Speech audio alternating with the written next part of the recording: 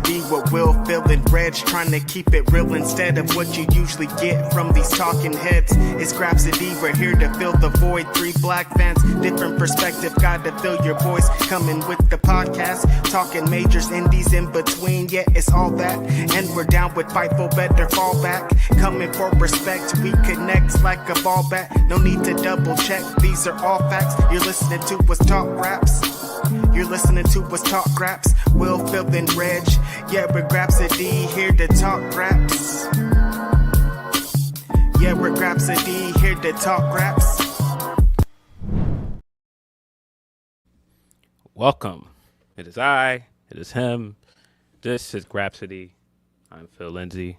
Of course, I'm here with Righteous Reg. What's going on, brother? It's Big Graps. It's your favorite rapper, your favorite writer, your favorite podcaster. It's actually Saturday today. It's November. It's cold outside. It's Grapsody Podcast. Been sick all week, but I'm here and I'm ready to go. Question mark. What's up with you, Phil? Yeah, it's been a week. It's been a week of disappointments, unfortunate events. Off top, of course, rest in peace to the legend, icon, greatest producer of all time, Quincy Jones. Big Quince. Thank you to for all his contributions to music, film, television. There's so many things that wouldn't be without him. We wouldn't have the Fresh Prince. We wouldn't have most of the early discography from Michael Jackson's solo career. Yeah. So many things he contributed to, man. What a career, man. Like, we'd be here all day if we really got into his career. We can't even start to get into his accomplishments because it'll take the whole podcast because that's how many he has. The legacy that he left, what he did to the music business, what he did to television, movies, it can't be matched. His albums are, most people when they talk music and they talk album, most people say one of his produced album is their favorite album. You hear that from so many people just because of his sonics and just because of how relentless of a work ethic he had. Just a legendary figure. Rest in peace to Quincy Jones. It's sad coming on every pod talking about rest in peace to a music legend. It is, but yeah, he was one of those ones that man, he gave so much to music, man. He gave so much to just the culture in general, man. The culture. Yeah, just salute to that man. Salute to Quincy Jones. Of course, condolences to his family and friends. Mm-hmm. Man, the amount of people that he's touched, the amount of artists that he's touched. What a career. Can't say it enough. I was saying to Ask Grapsody how I did not think about it until somebody said it on Twitter, but he had a hand in the Oprah show initially, and so I was like, I did not know that he produced her theme song, iconic theme song.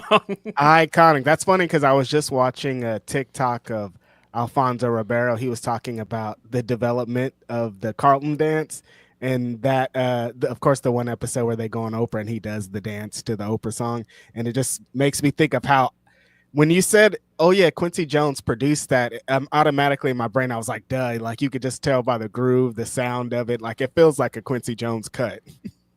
Yeah. That was one of the dope things about this week, seeing so much of his music and seeing so many things that he was a part of on the timeline, seeing people give him so much love. And it's all deserved. Yeah. I was saying on Ask Grapsody, too, the what do you call it? The George Benson record that was everywhere. My man on the roller skates, just give me the night. What a record, man. When they knew they had one. Nah, bro. Ain't no way in the world he wasn't walking around that studio like we got one. We got one, bro. Hey Q, we got one. Get the music video budget ready, bro. We did this. I'm gonna be on roller skates. I'm on a guitar. It's gonna be lit, bruh. You talking about a groove? Don't do do do do do don't don't don't. I think when it comes to hip hop, my favorite producer of all time is Q-Tip, just because of his bass lines and Quincy bass lines and the way that he his grooves or melodies and the things that he does. I don't even know. I want to see some of those studio sessions because he must have been insane in there. He was probably in there doing some stuff that we don't even know about. He was probably in there spitting some music theory to these guys, and they probably were looking like, "What?" He's like, "Yeah, just don't worry about it. Just get in there and perform your part. I got it. I'm behind. I got you."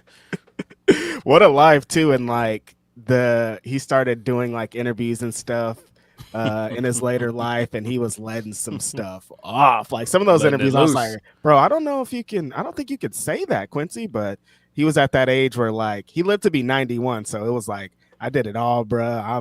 I'm done here. Yeah.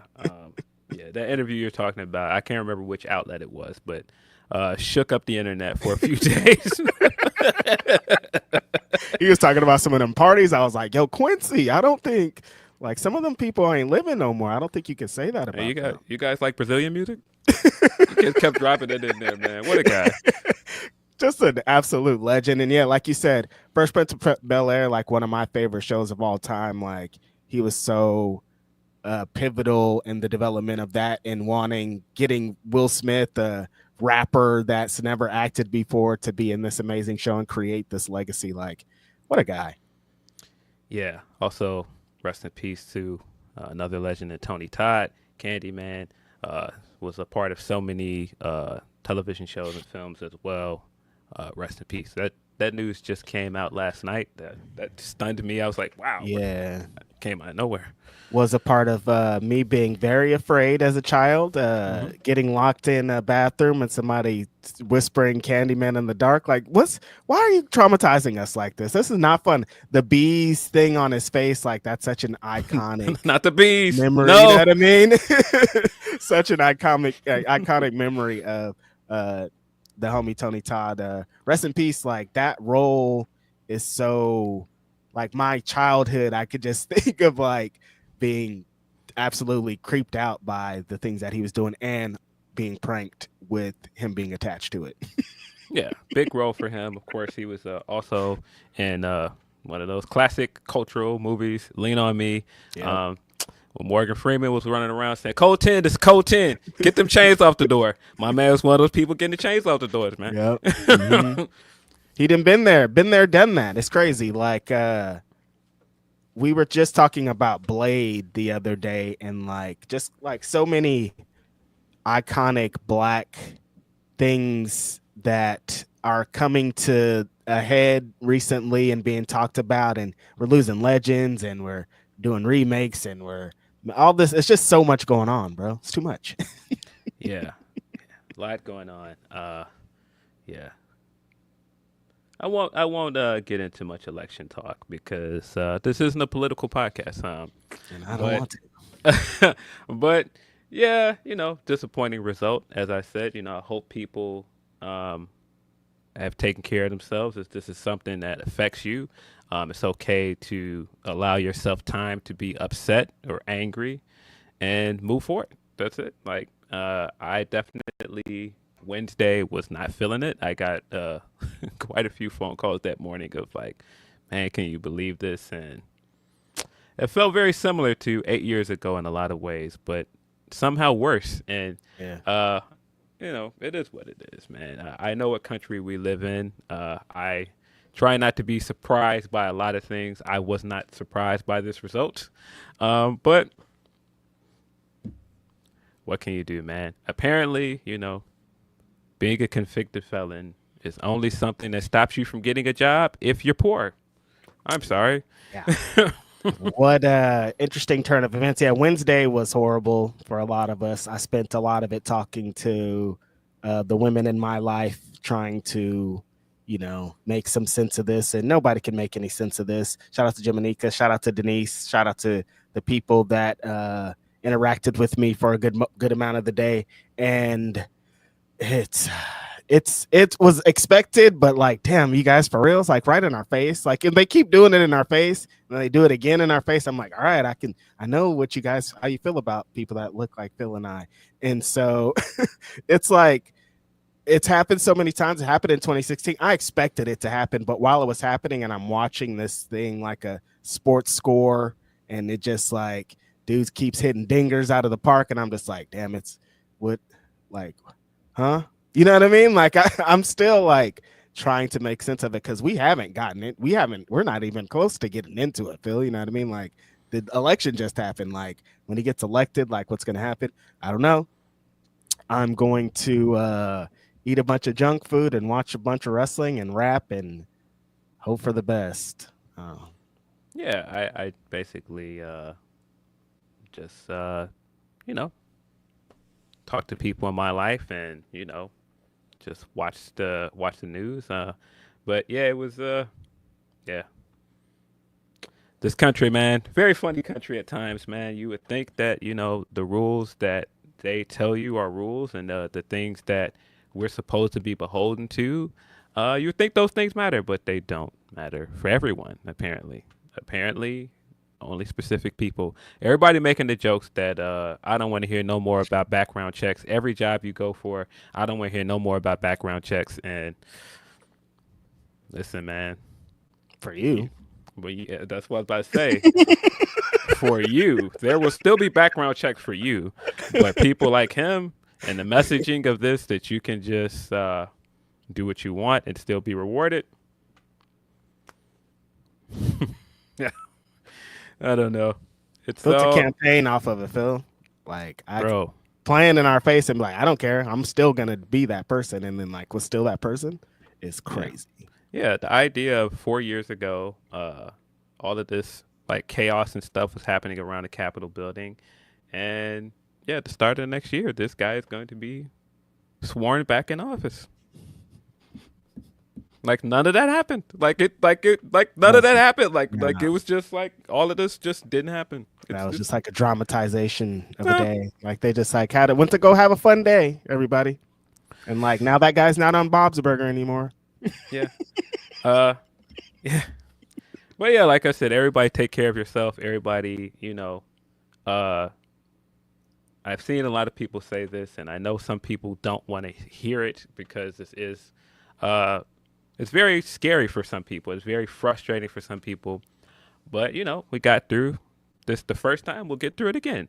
And I think you got to just stick with people in your lives that matter and that are worried about these things and, like, have real serious conversations with them. And I think that's part of this every time with politics. And I think the unfortunate thing is politics for a lot of people is such a taboo. It's such a touchy conversation that people don't want to have tough conversations with people that are around them that are saying things that you know are not right.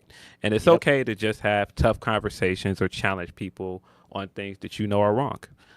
So it's okay. And we're coming into that season where you know somebody's going to be sitting at a Thanksgiving table saying things that are wild, and so it's okay to it's okay to challenge people on their opinions and have constructive conversations, but also it's okay to understand when you know this conversation is not going to go anywhere and this person is not going to listen to you, and just protect your peace. That's the best thing out of all of this. Protect your peace, everybody. Please protect your peace. Please drink some water. Please go outside. Please don't let this consume all of your life. It should consume a bunch of your life because there's a lot of threat and danger out there. But yeah, try to find a common ground. Try to find somewhere that you can exist. It's I'm trying to give hope right now, but I'm like, I don't know. For me, man, I don't know what this is. I don't know what this life is, you guys. Like I'm in the sky. Yeah. That's my best take I can give on the good things you should do. And like I said, it's okay to be mad at this. It's okay to be depressed about this because it is going to really affect a lot of people. And I don't believe in people going, oh, well, don't let this be sensationalized. If you did your research and you really listened to this guy, it's okay to be upset. Mm-hmm. Like I can't go to Bakersfield anymore. Like I have to, like I'm going for Thanksgiving and Christmas and I can't go back there anymore. There's people that drive big trucks with his flags on the back of them. Like I can't, like my mom has to find somewhere else to live. You know what I mean? Like that's what life is like now. Yeah. That's why I keep saying this really affects people, and the people that treat this like it's not a big deal or, oh, well, you know, it's just jokes, or somebody just got on a stage out there and just made jokes, and what can you do? The Simpsons predicted this at some point, so I think a lot of things predicted that our country is full of people that aren't as smart as you think they are. yeah. And it's not so much that people are not that smart. It's also that people aren't willing to do research and take things at face value. Sometimes that's just what it is. I think Van Layson said it best when he was describing this guy and how he'll always be protected by this layer of privilege, and because of that, for some people there'll always be an excuse why you can't call him stupid, why you can't call him, a failure or racist or any of the other things that he clearly is, because there'll always be some kind of excuse at the end of the day for him that won't be allowed for anybody else. Yeah. I think the thing with I always thought that you had to be smart to get into positions. You had to be like a real actual smart person to be at the top. And then through the last 8 to 10 years, I've noticed that that's not a thing. You could be the dumbest person in the universe and get everything. That just counts for you. Yeah, for me and us. For you, because what we've learned when Obama got elected is that if you're black, you have to be the smartest and most poised black man possible to win. Mm-hmm. But if you look like that guy and you're rich, you don't have to be. No, you don't have to be. You could be a guy's guy, a locker room guy. What a sick world we live in, Phil. It's crazy outside. Oh my god. It's wild. We should move on before we start definitely hemorrhaging viewers and people are like, "Wow, these guys." Politics.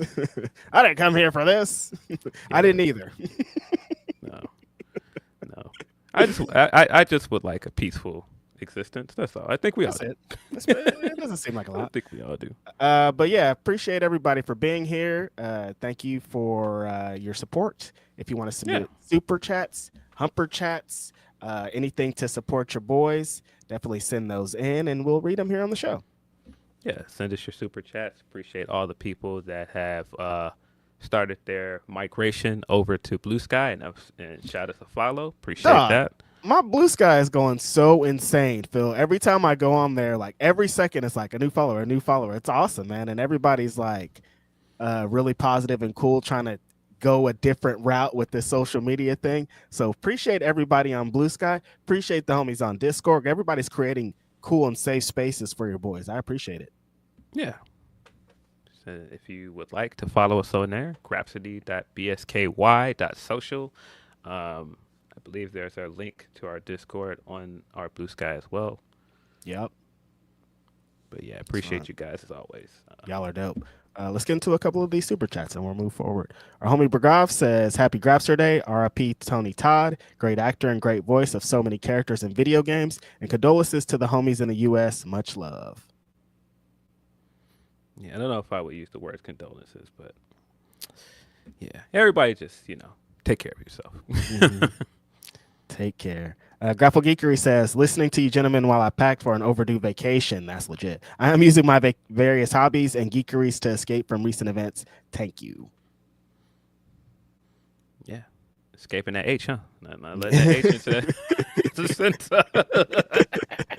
H's are out of here on this vacation. Get this H up out of here. Shout out to the homie Grapple Geekery. That's amazing. Oh, no. The next one is from Grapple Geekery. Says, "Sai, thank you. I clearly need this vacation." See, man, get the H out of here. Get the HE double hockey sticks up out of here. Get the H up out of here. No, shout out to Grapple Geekery. Vacation. If you have the time, the means, the ability, vacation. Great way to escape. Brian Anthony Rivers says, to black folks, keep your heads up and stay safe out there. Definitely. Man, just we're in this together. We need to band together. All right. We do need to be in this together, but unfortunately, a lot of times when you say that, it's hard to get people to align on anything. It's just, it is. It's just tough to get people to see eye to eye on things and see that there's a common goal or a common enemy. Because they're like, me, you're the enemy. I'm like, all right. Yeah, you're right. It's America. America has been preaching this idea of individualism and the American dream for so long that people are like, no, this is me. Like tax cuts for me.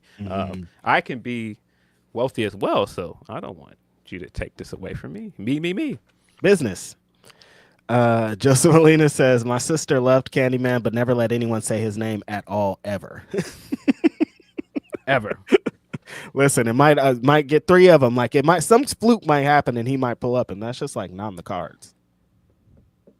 Deontay Soignier says, 11K for brunch. I'm the tribal chief out here. Watched SmackDown, Rampage, Stardom, and New Japan Strong last night. All love you guys. Y'all be safe. Stay up. Yeah, Deontay was busy last night.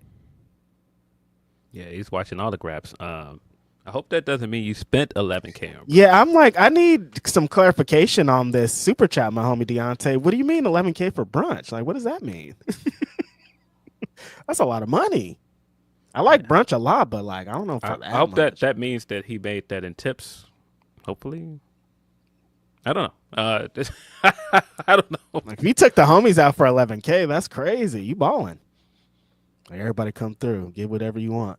And then the homie Tenruza says, can't wait for the great creativity to come from Reg during the weirdness, craziness. Grapsody brought to you by Blue Sky and Wrestle Kingdom, Wrestle Dynasty looking good / tasty. Yeah, my homie Tenruza, I've already been writing bars. I've already been doing my thing. I'm in that state for sure. I got to get it out somewhere. Yeah. Hopefully people find constructive outlets. Constructive. Important word. Listen to Phil. That's all of our super chats for now. It does. 11K for brunch sounds like an Action Bronson bar. It does. Accidental Bronson. Yeah, man. 11K for brunch. Chicken parm on the plate. Bronson's here tonight. Oh, he is. Are you going? Maybe. It's in San Francisco, so I'd have to cross the bridge, but it's tempting. Yeah. I believe my favorite rapper will be back home in our city tomorrow. Might go. Yeah, he's here in 2 weeks in San Francisco, and then at the beach. I'm like, maybe I'll go to the beach show, but I'm definitely pulling up to one of those. Never got to get on the bill because no one ever got back to me, you damn sons of a guns. But yeah, Lupe Fiasco is going to be here, and I'm very excited about it. Yeah, see what I'm saying? 11K for brunch, chicken parms, mimosas flowing. Come on, bro. What's up with it, Deontay? That's crazy. Yeah, I think he gave us a clarification, but okay, it's now out of you lost reach. Come on. Where did it? Hold on. Could be anywhere. There it is. It's a super chat. Oh, there you go. He says that was the restaurant sales for today. Oh, okay, nice. Gotcha. Nice. Brunch is like, Phil. Brunch is something out here, especially with the women's. It is, man. It's an event. Brunch is getting expensive. That's one of those. My dad rants all the time. Like, breakfast used to be an inexpensive meal. Now it's like, bro, what? Yeah, you gotta drop some money to take somebody out for breakfast now, bro. I'm thinking about one time we went to brunch and we were like, yo. Hey, yo, just give me a plate. Cool. Can I get the single item menu? Because this is like, I don't know. What is all of this? Brunch is expensive, you guys. Damn. Just trying to get a little bit of eggs, a little bit of bacon. It's supposed to be like $5 for this whole thing. Inflation. Yeah, I believe we have some humper chats as well. Hold on.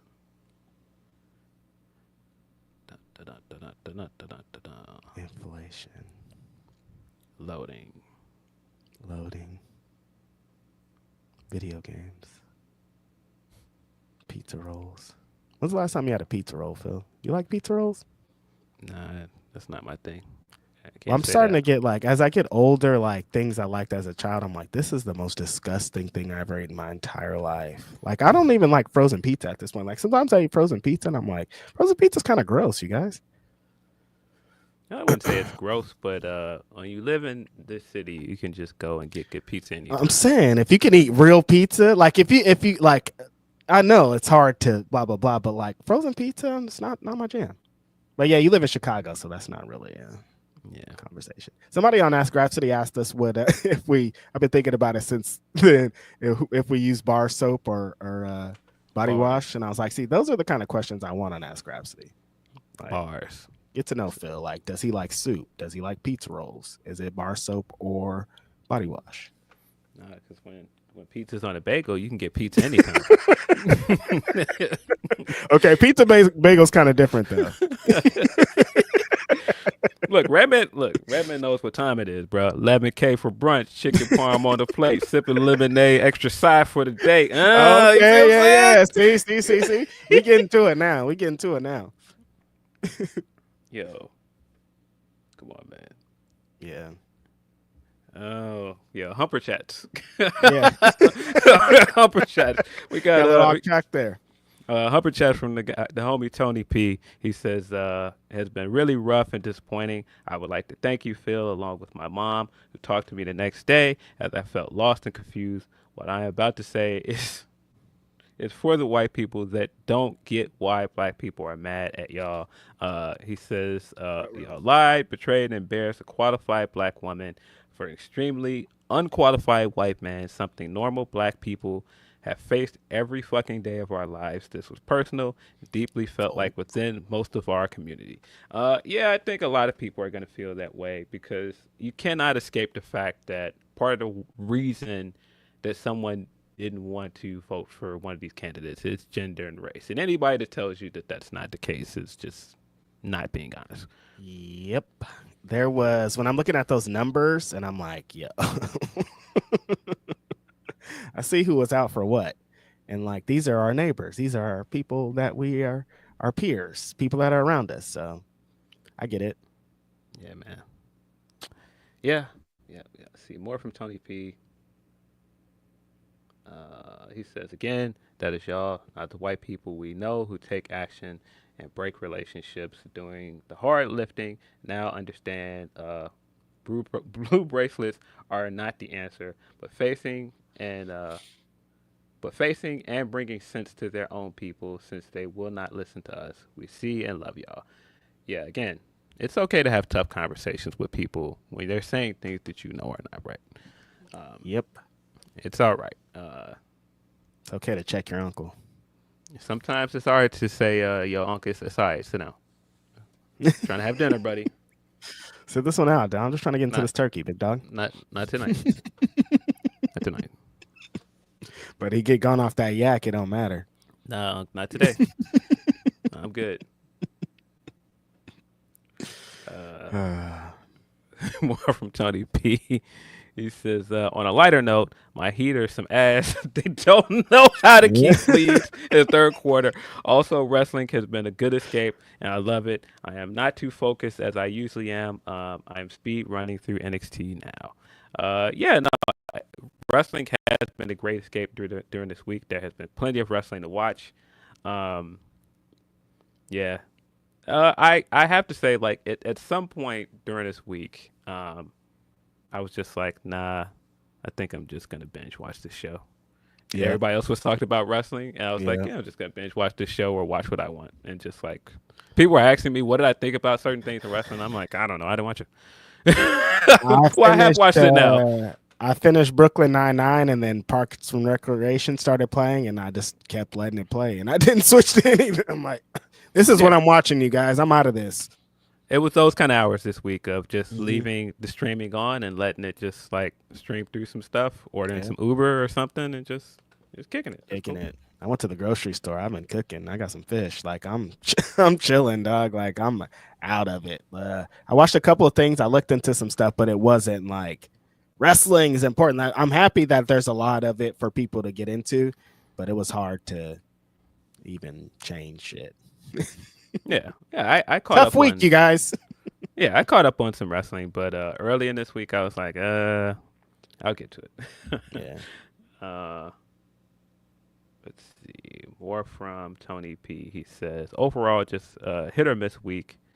The surprise shitter for me was 3 stages of strong matches. It wasn't the match, but the production of it mostly. New Japan needs to partner with AEW production on some of these shows. We did get a lot of New Japan stuff. The match he's talking about was very, very interesting. Which match is this? We'll get into it. There was a 2 out of 3 falls match with the West Coast Wrecking Crew versus Dirty Work. Tom Lawler and Fred Rosser. Okay. Very very interesting match. We'll get into it. I like all those guys too. Very interesting match. We'll get into it. It was a lot going on. I like those guys a lot too. Damn it, shenanigans. All great guys involved. It wasn't a bad match. I don't want it to come off that way, but we'll get into it. Sometimes with the homie Filthy Tom, he likes the bits, he likes the shenanigans, and they're a little too extra. That's it. His theme song is a banger though. His theme song goes hard. Shout out to the homie Filthy Tom though. Yep. Let's see. Got some more Humper chats. I'll get into the rest of those in a minute. I think one of the highlights of this week is I did get to go and see some live wrestling this weekend. Oh, that's right. Went to see Hills Have Eyes 3. Still praying in the Chicago area at the UIC Forum. I did not know what to expect when I got there. I was like, oh, this isn't like one of those other wrestling shows I went to. I immediately saw that with the crowd that was there. And just standing outside and like looking at like all of the Griselda merch, all of the people with like the Griselda hoodies and shirts, I was like, oh, this is a Griselda crowd. It's different.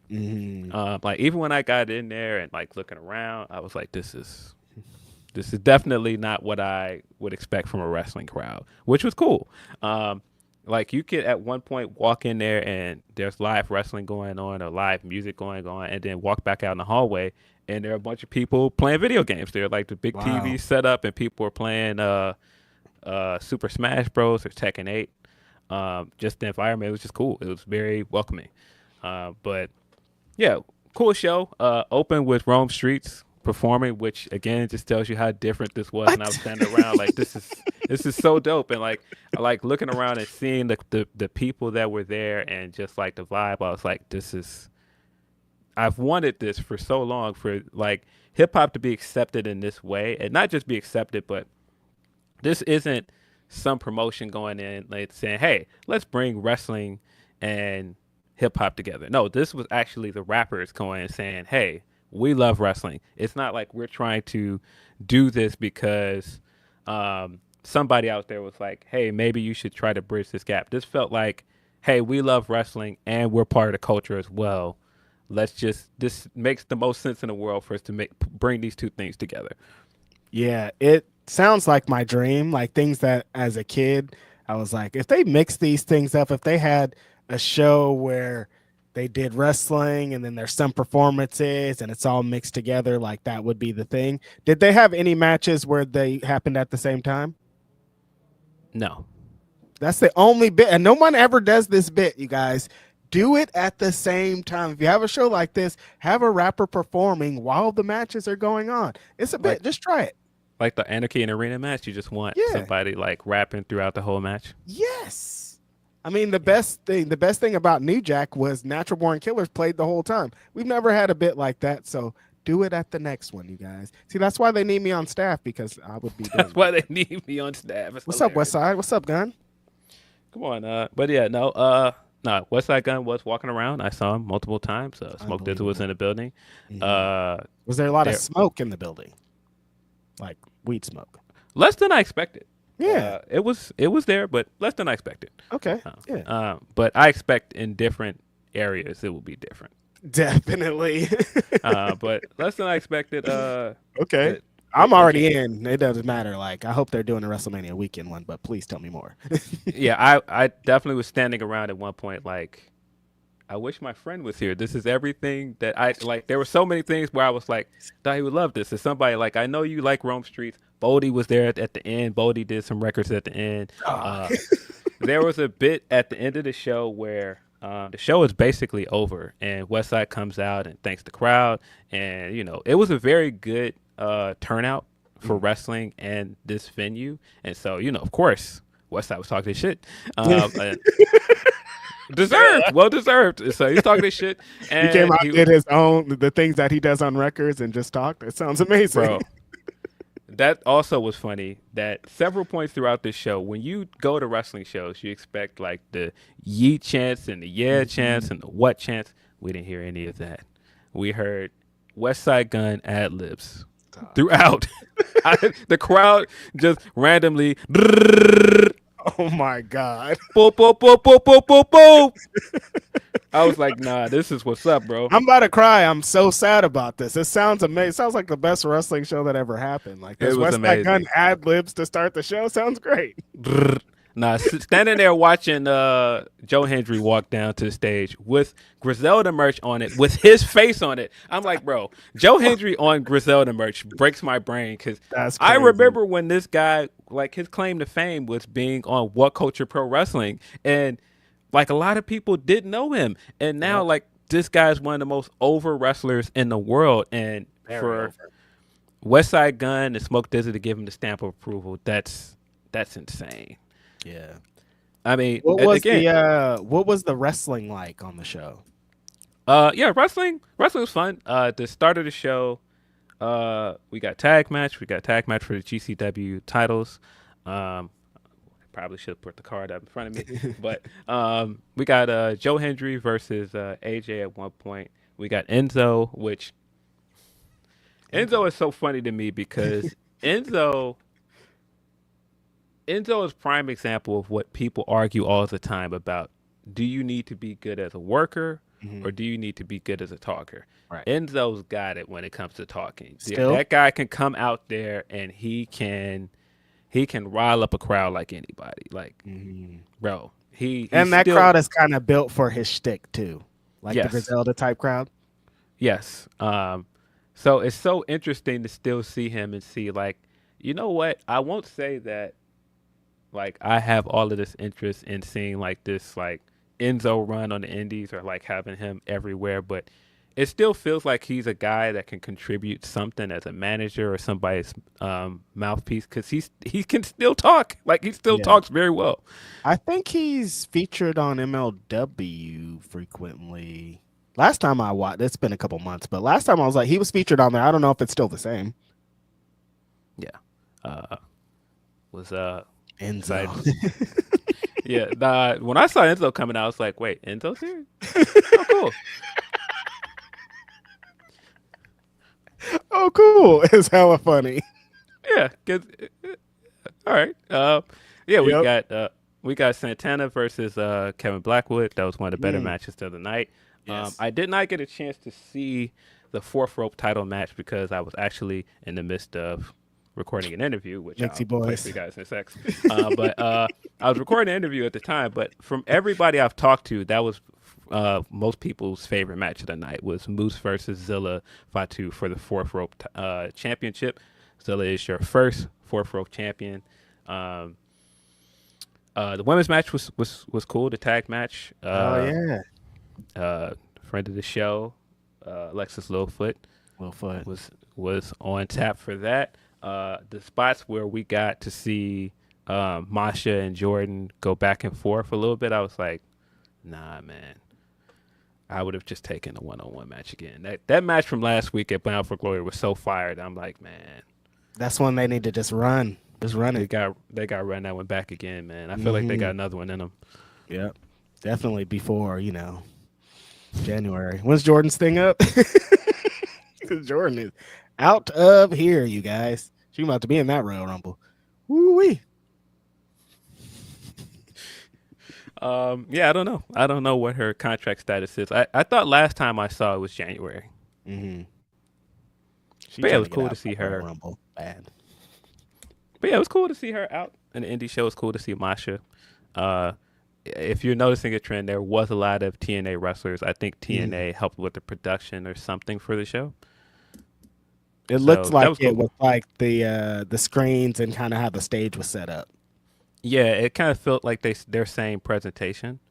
But it's just wild seeing that presentation, but also seeing like at one point at the end of the show when Westside came out and he was talking, and he was like, "Yeah, I'm just gonna let these two guys come out and play records, go record for record." And it was Premier playing records with Pete Rock, and it's like you had all of the setup of a wrestling show with the screens and everything, and Premier's on one side and Pete Rock's on the other side, and they're just playing records. Like people are just out there hanging out, listening to music. They're just playing records. Like, man, it's so dope. I'm crying. Westside Gunn, I need to be down, homie. It sounds like everything I've ever dreamed. It sounds like Righteous Reg Come to the West Coast, man. of wrestling wisdom. You come to the West Coast. That's what's up. Yeah, let's do it. You got to come for Vegas, I think, at least, right? It should be pretty lit in Vegas, I think. But yeah, that sounds like a wrestling show made for me. Very excited about Westside Gunn. It's supposed to be a real major promotion. It's supposed to continue with more shows moving forward. Yes. And it sounds like everything that I want to get into. Sounds like there were some chaotic things. It's independent wrestling. I wouldn't think everything's going to go as smoothly as it should. And when you're trying to put on a real wrestling show for the first time, it's a little bit difficult. Bro, yeah. So first show for them, and it's indie wrestling. If you know anything about indie wrestling, cards subject to change. It always happens, and this is their first show. It's not like they are experienced at running shows. This is their first time doing it, so you expect some hiccups. There were some things that didn't go off without a hitch, but for the most part, it was what a fun show. Man, it just showed you that somebody really could do it if they took it seriously, and really brought rappers in. Like the amount of people that were there. Like I'm telling you, at one point I was standing there watching stuff in the ring and looking at all this stuff around, and I turned next to me and Stove Guy was standing next to me. I was like, oh, okay, cool. Stove Guy just standing next to me watching wrestling. That's insane, dog. Yeah, it was a few moments like that where you saw people intermingle. Like MVP's walking around. MVP is the commissioner of the promotion. They played the record that they played on Dynamite. That's the new Hurt Business theme song, which is fire. Yeah. And so he's walking around. At one point, he's walking around and standing in this group of people, and they're all these who's who of rappers over there, Static Selector, Derringer, all of these people that are linked to rap, and it's just it's at a wrestling show. It's just wild to think about it. And I can't believe you just you think the show's over, and then he's like, actually, no, here's Pete Rock and DJ Premier, two of the greatest hip hop producers of all time. Yeah. Then, like I said, Static Selector came out, played a few songs. Bodie performed a little bit. Man, fire. But the main event was very controversial. We were supposed to get a steel cage match. If you saw it, this part. Yeah. So if you saw any of the pictures, the cage actually looked pretty good for indie wrestling show, and they put the cage together on site. But we were supposed to get Nick Gage versus Sami Callihan. Sami Callihan is injured. So they already knew coming into the match that he wouldn't be available. They're already ready to book a replacement. Nick Gage was there. I have no idea what happened, but Nick Gage did not wrestle in this match.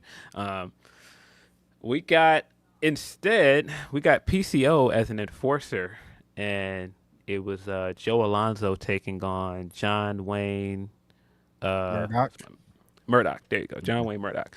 And so I think that threw a lot of people off because they had very different main event than promoted. Yeah, they had promoted this main event so heavily for the show. I mean, that was the main event, and I mean the name of the show was still Prank, so that threw a lot of people off. But I thought they tried to recover from it the best that they could. Again, I don't know exactly what happened. Unfortunately, Sami Callihan did have an injury, but the rest of it, I have no idea. Shrouded in mystery, like a lot of wrestling things. Yeah, I saw people being like, "Hey, Phil, you were there. What do you know?" I'm like, "Wait, what is Phil supposed to know?" Well, it's funny every time people do that because it's like, well, if I do know specifically what happened, I can't break that story without like that coming back on me in some way. Yes. It's just Especially not on a tweet. no, I'm not gonna just tweet, hey, so this is what happened. I saw this and this and this. Like, I no, I can't do that. Not how this works at all. But yeah, I know very little about what happened, and the little I Right. do know, I don't feel comfortable saying that because there's just too much that I don't know, and I don't want to. Yeah, They not my keep place.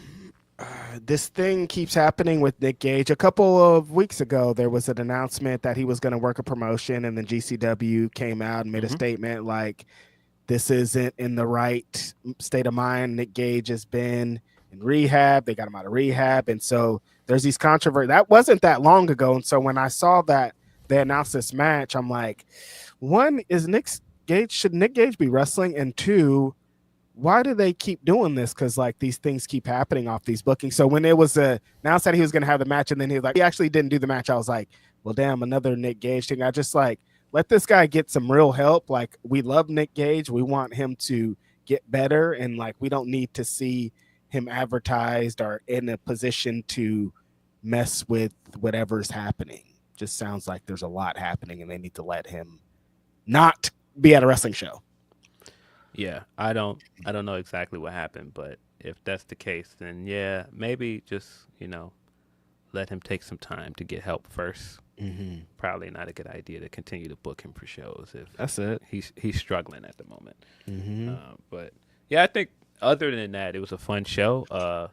The wrestling was fun. It was cool to see people I know. It was cool to see hip hop and wrestling in the same building, and hip hop being taken seriously. It wasn't like this hokey thing where, hey, this wrestler has a hip hop character, or hey, homie G, a fucking do-rag on a white man and or Run DMC suit or something. yeah, it wasn't jokes, and it wasn't like here's some hip hop that is like years out of date that people aren't still listening to. It's like current music, current rappers. Westside just had dropped. Yeah, his album just dropped, and the fact that people were talking about the album, and this was a good way to not just promote his promotion that he's doing, but promote the music as well. I thought that was very smart. Yeah, it's the whole concept is great.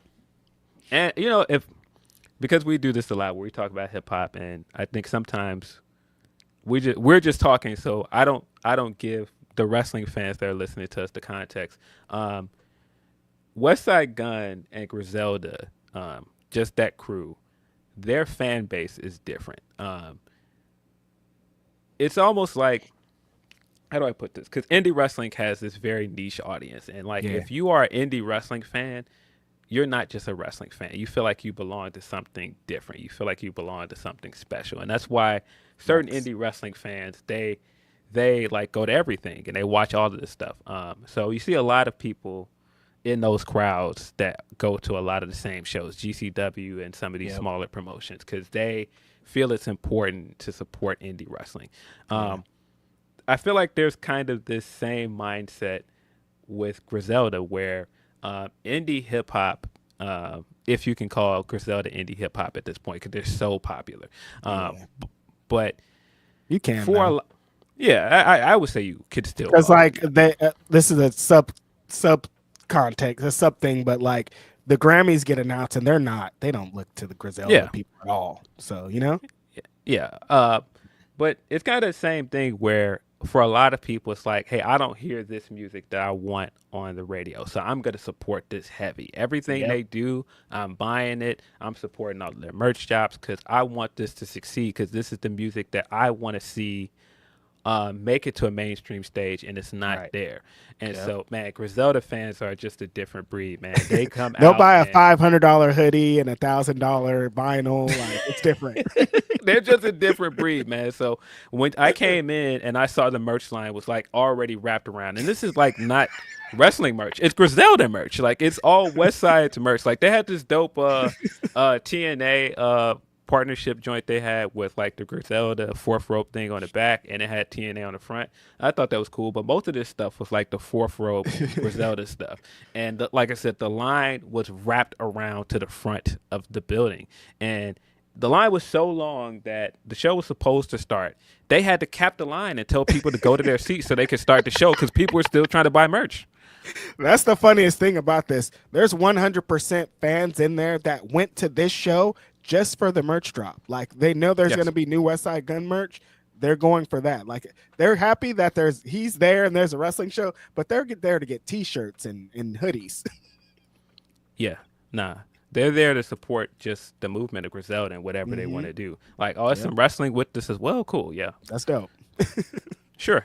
But I just think that that's going to help, though, because there are, of course, Griselda fans that are wrestling fans, but I think you're going to bridge the gap between hip-hop fans that aren't so much into wrestling that will be interested based off of this. And I think that's dope.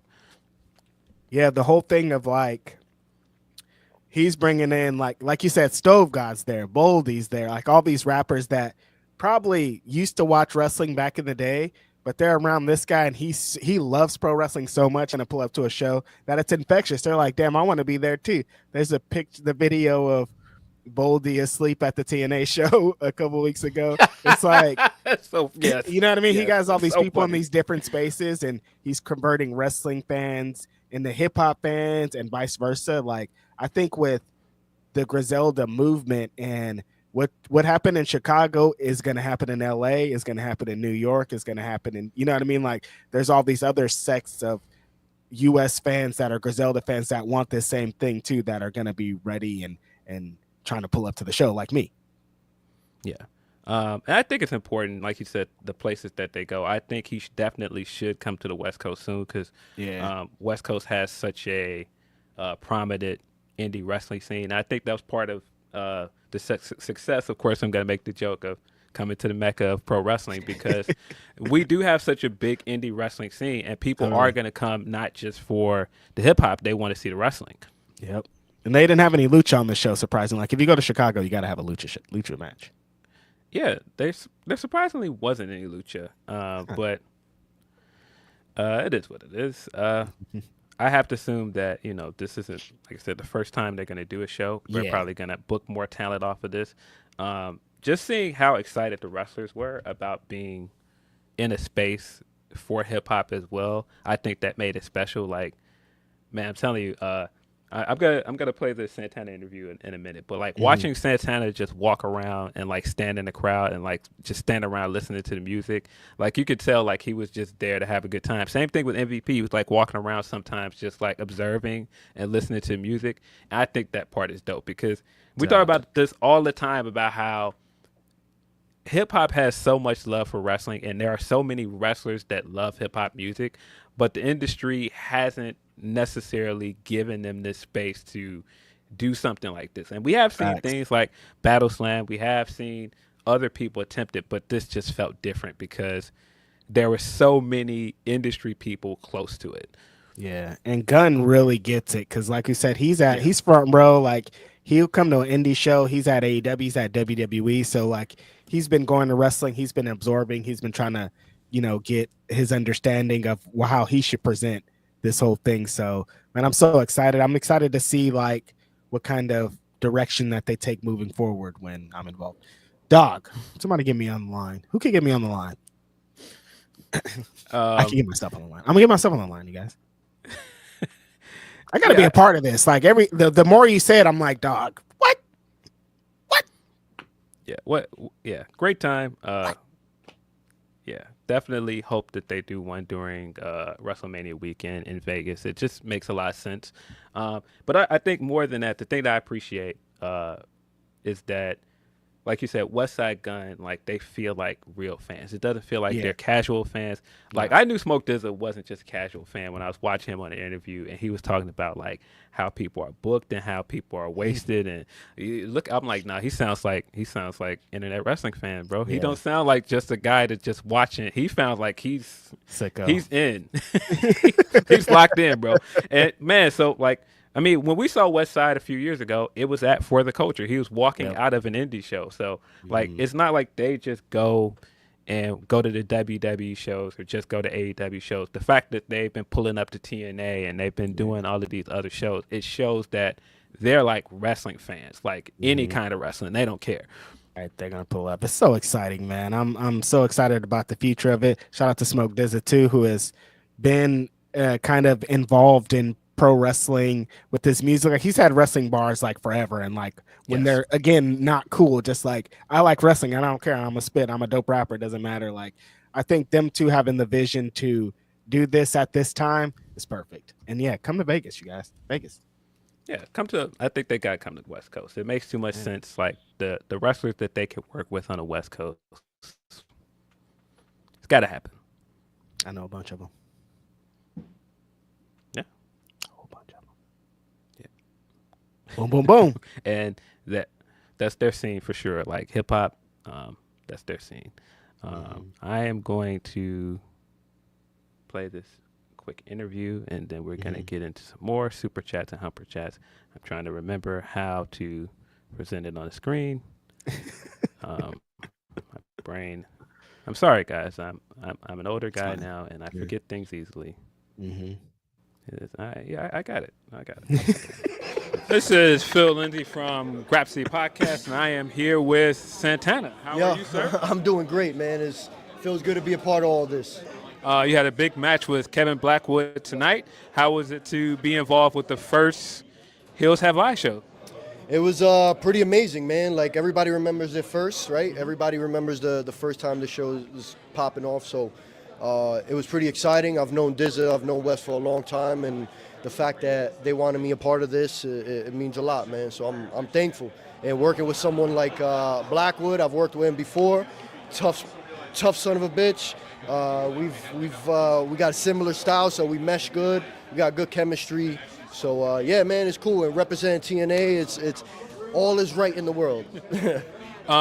Obviously, going into this with Westside Gunn attached to it, smoked it as you said. I feel like with hip hop and wrestling, there's like this connection, and sometimes it isn't always reciprocated.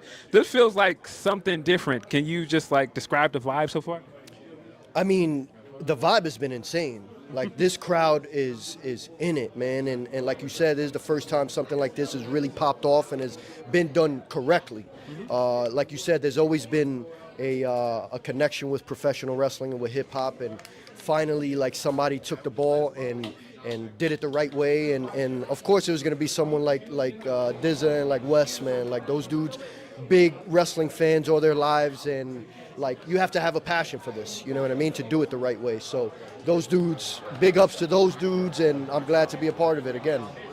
Yeah, definitely one of those things where I feel like a lot of people want to see that gap being bridged between hip-hop and wrestling, so it is cool to see that. What is next for Mike Santana, if people are wondering? What is next? Where can they find you? Right now, I'm wrestling all over the independents. I'm wrestling and representing TNA right now. TNA has been a big deal in my career. TNA was the first place that put me on the map. And they've done a lot for me in my career again. And I'm glad to be back there. And there's a crazy, talented team, both behind the camera and in front of the camera. And right now, we popping, man. Like, every show is selling out. We're traveling all over the country. And it feels good to be a part of it, man. And as far as what's next for me, the whole world. I'm at a point in my career where, like, I'm ready for it all, yo, and I've been busting my ass on the indies and busting my ass in TNA, and like I said, I'm gonna be world champion. Definitely. If you haven't been checking this guy out, he's in incredible shape. He looks like he's the best shape of his career. He's setting out to prove something, not just as a singles wrestler and not just as somebody that you guys may think is a tag team wrestler. If there's anybody that is still waiting for, I don't know, like Pride and Powerful or like LAX, Santana, what would you say to them? I appreciate it. I appreciate those that we connected with. I appreciate the work that we've put in. We had an insane tag run, and I'm thankful for it because what helped get me here. But right now, this part of my career and this part of my journey is for me. And again, like, I appreciate all the support the tag team got, man. Like, we did some special stuff.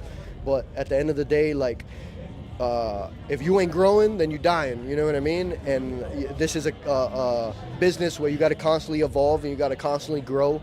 And I'm all about challenging myself and figuring out what's the next thing for me. You know what I mean? And that's where I'm at. Like, I want to keep growing and keep see what my fullest potential is. You know what I mean? And I'm doing that now. Appreciate you as always. This has been Phil Lindsey of Grapsody, Santana. Thank you, man. Thank you. Appreciate you. Thank you, bro. Appreciate you.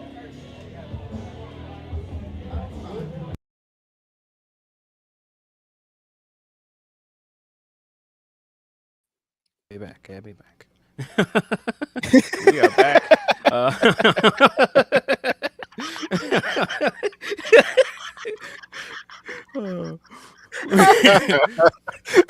We are back. Appreciate Santana, man. Just hear Phil's voice in the background. I'm getting back. Look at.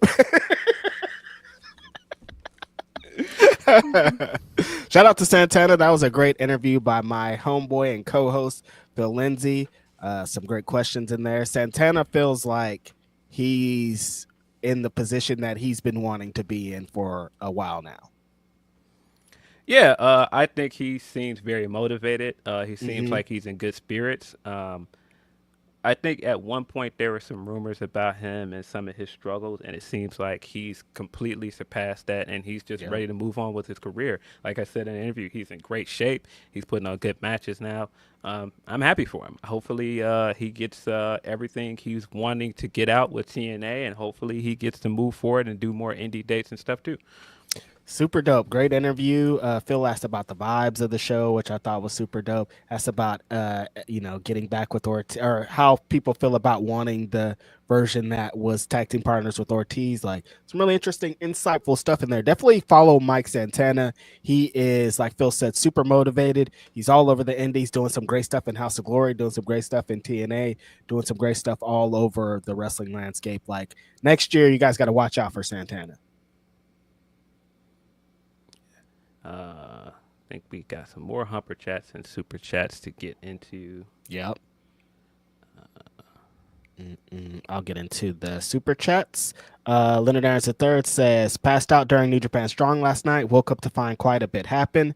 Mox having a response to Shuda is huge given how far back these two go. Real Anakin / Palpatine vibes there.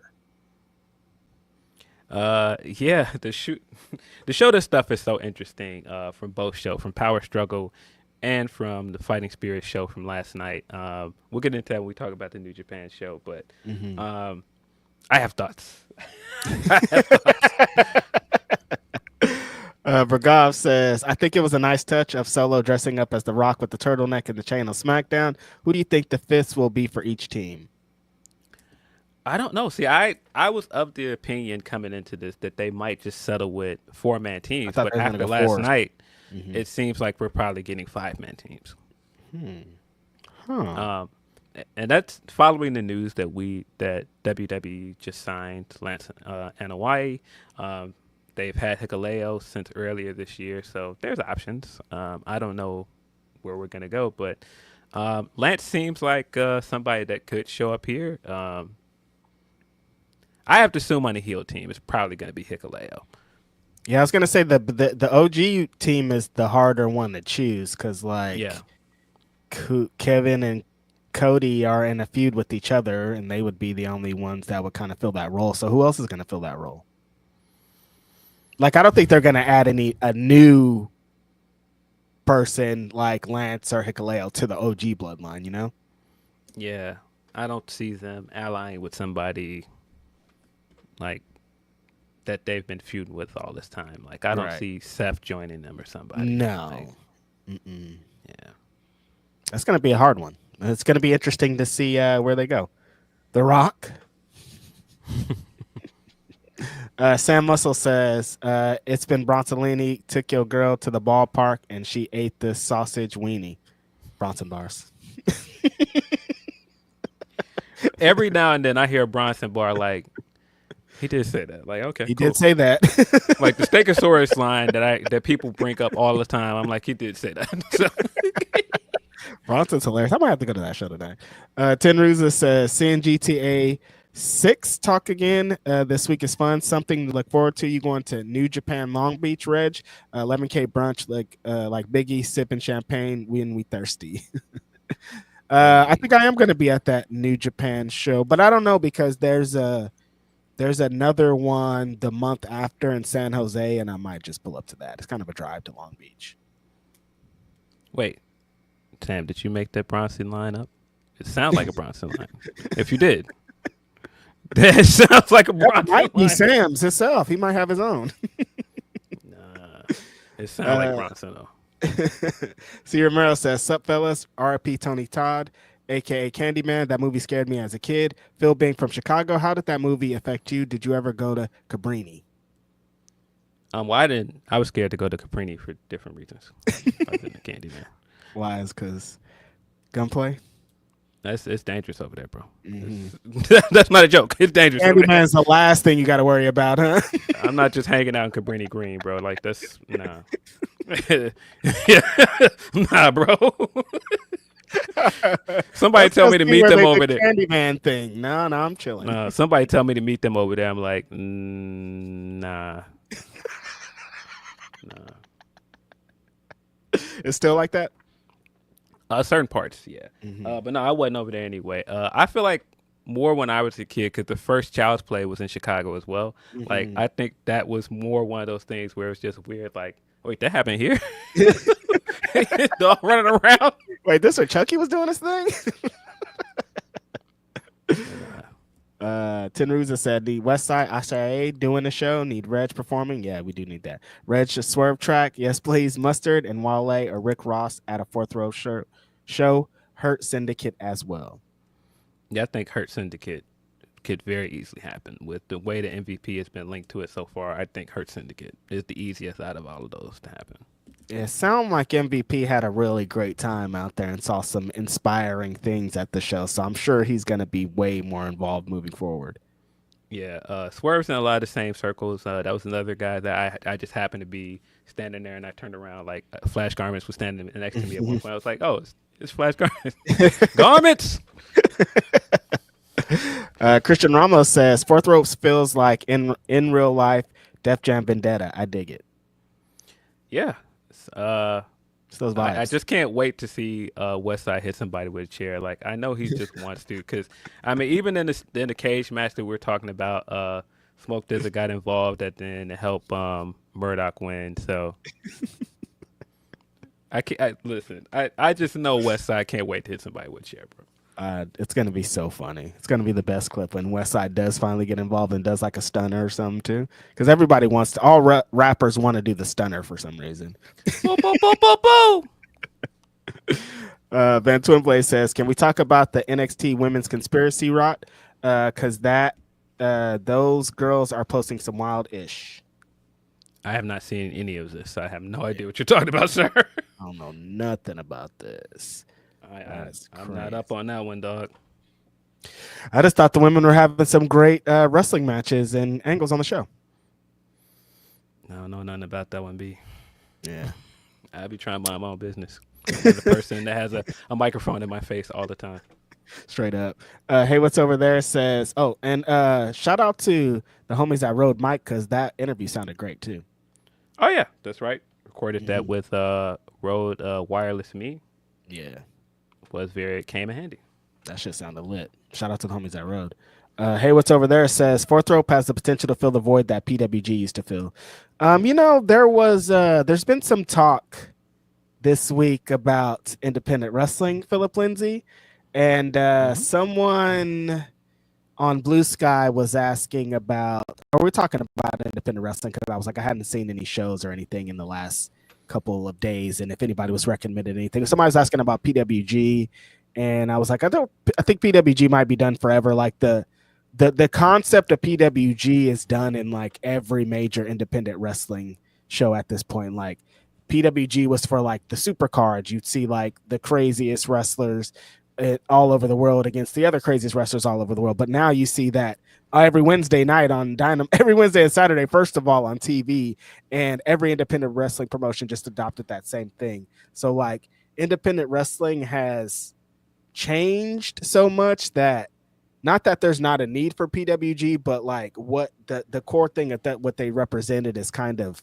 it's not been bastardized, but everybody does it. So it's like, it represents something different. I, of course, as a California person, would love to have PWG back, but like, I don't think it's like this PWG void now because like it's on TV at this point. But speaking of independent wrestling, Philip Lindsey, somebody was in our super chat earlier, said that they announced another new WWE ID superstar, the homie Marcus Mathers. Shout out to Marcus Mathers for getting the opportunity to be presented. And, the last 2 or 3 days, they've been announcing people a part of this program, Phil.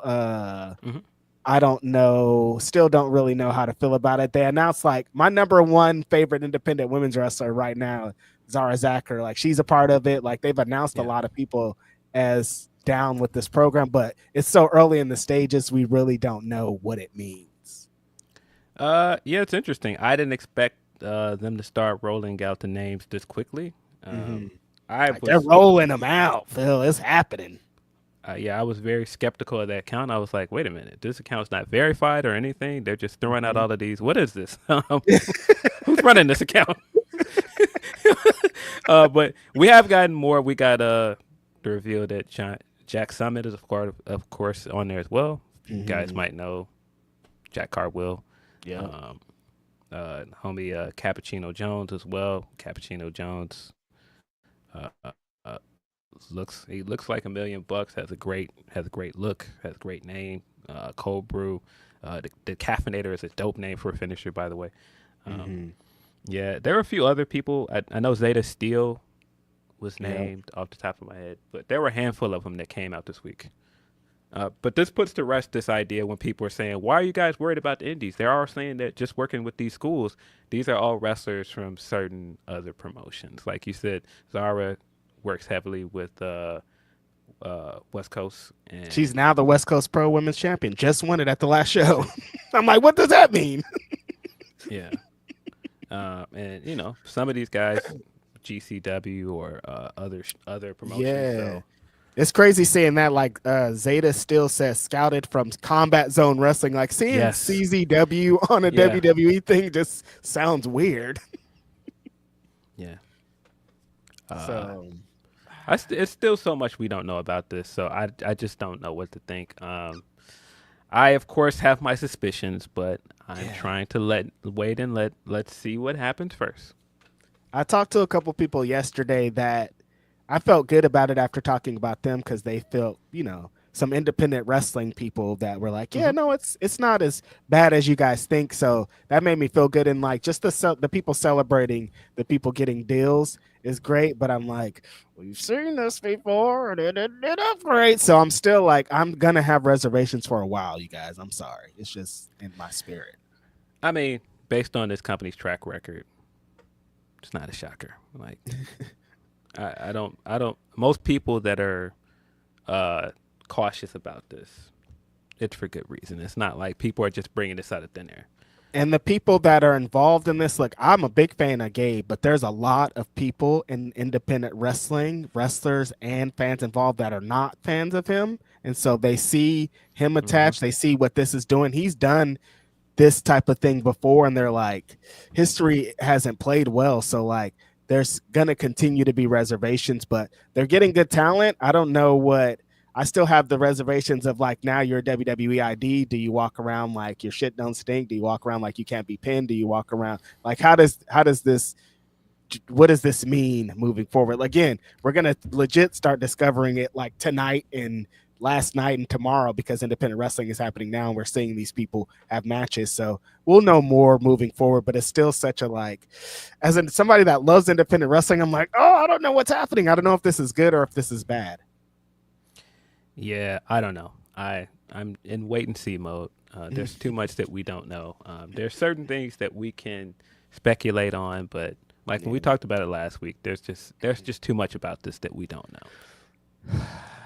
I hope that's money and stuff and opportunities for these people. Like I said, Zara's my favorite independent women's wrestler right now. So like when the first time I saw her, I knew like she's going to get snatched up regardless. But like, I hope that it's a good opportunity for the people presented. That's it. Yeah, I hopefully the exposure, even if this doesn't lead to a WWE contract, hopefully the exposure helps these wrestlers. And I hope that, because they were talking about the financial assistance side of it, I hope that that helps some wrestlers that have had their struggles with being able to continue to do indie wrestling because they have to have a day job. So I don't know. It could be good. There are pros to it. I just, again, wait and see mode. Let's reconvene in a year and talk about this, because Yeah. But at the moment, feels good. Is that all of our super chats?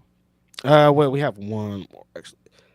Ted Ruza says Westside and Fourth Rope should tap into Canada, UK, here in Australia, and Mexico. Also, France has a great hip hop scene. Hope rock can do the same. Yeah, there definitely should be the same for like rock music too. Like the vibes that Wrestling Society X used to give up, like they should do that somewhere else. Yeah, Canada would be cool. I think there's a lot of I think there's a lot they can do in Canada. Would be funny to see Drake potentially pull up to this thing. It sounds hilarious. I don't see it happening. The Mandem in the UK would be hilarious too. Yeah, nah, the UK trap guys, that would be really funny. That just sounds hilarious. But yeah, that's all of them. Appreciate y'all. Appreciate you guys as always. Da, da, da, da. That damn show, dude. I just think I'm like, that sounds amazing. Did they record it? Was there cameras filming this? Yeah, I think they're going to put it on some kind of streaming or something soon. I don't have the scoop on that, but I think they are, because there definitely were cameras there. Okay. Like, because you got to present this some. Knowing him, it's not going to be for free.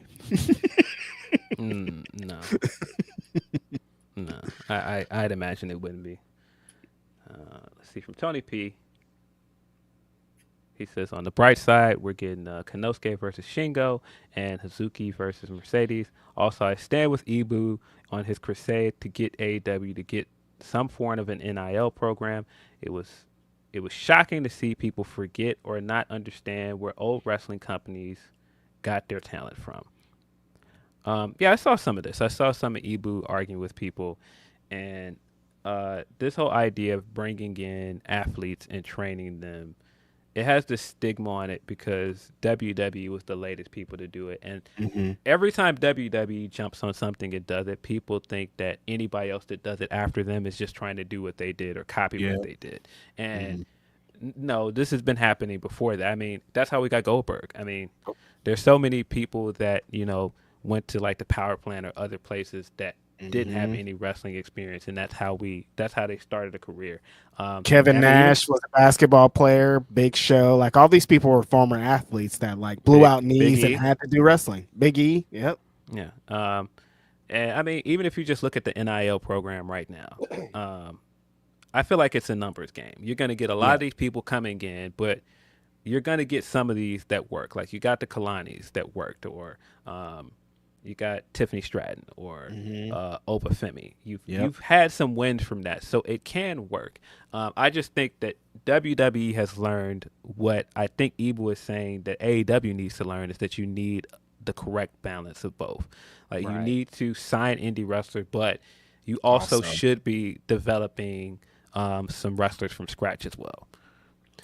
I think that I agree, and I think it has to be a healthy balance because wrestling business is built off of athletes and people from that kind of background being converted. Like I was saying, I replied to Ibu's tweet. I was like, it got kind of conflicted for a while because a lot of those athletes started going to MMA. And so like people got confused about, so people were like, oh, it doesn't happen in wrestling, but it was like, it's still happening. Like there's still a bunch of athletes that want to become wrestlers, especially with like WWE becoming more popular and stuff and more mainstream. Like these people are seeing them like them. I can have a good career over here. I can make a lot of money. I could be on TV and all these things. So like, yeah, I think that AEW is issue and what they're going to think of is like, they've tried, like they've done a few things with like, thinking of like Anthony Ogogo. I'm thinking of like Satnam Singh. I'm thinking of like, I think they've had a few times where they're probably like, I mean, it didn't work out the greatest for us, so we're gonna just stick to what we know. So I can understand the reservations, but like Phil says, it's a number thing. When WWE does the thing, they sign fucking 30 and 40 and 50 athletes. Like, not all 30 of those people are going to be hits, but you're going to get 4 or 5 of them that are worth it, like the Obas and the Sol Rukas and all these type of athletes. You know? Yeah, I think it's gonna be a numbers game, but it can work out in the long run. Because you can get somebody that's truly special out of it. Because I mean, do we count Jade? Because Jade technically, I'd say we count Jade. She's from scratch, yeah. Because she came in with some wrestling experience, but she started as a pro athlete that then started wrestling as well. Yeah. An athletic one that they saw her and were like, "Damn, who are you? What are you doing?" She's like, "Oh, I used to play basketball and track and shit." And they're like, "Hey, get in here." Yeah. What wrestling is built off. This guy's big. What did you do? I'm a football player. Hey, you want to try wrestling? Yeah. All right, get in here. Absolutely. Vader. And so it can work. That's why I don't understand why people are so we just need the real Graps. Like that, yes and no. And I think that, like I said, WWE learned the same lesson. Like, you just can't only do one. You have to create a balance of both. Right. Healthy balance. Healthy. But the other thing I thought while reading his, because I never responded to it or got in the conversation, but the other thing I kept thinking is, it's just different to build this infrastructure and build this track record to go to WWE, because for some people that's what they want to do. Like, that's some people's lifelong dream to go to WWE, and so it's gonna be a little bit more difficult to build like that kind of developmental thing that WWE does. Like, I don't see a world where AEW comes out the gate and has something like PC and that kind of thing straight away. But I do think you can start something, even if it's as small as just bringing somebody into something like the power plant or what the Nightmare Factory used to be. I was going to say this is a little bit conflicted this time, because like the Nightmare Factory is a part of WWE's thing.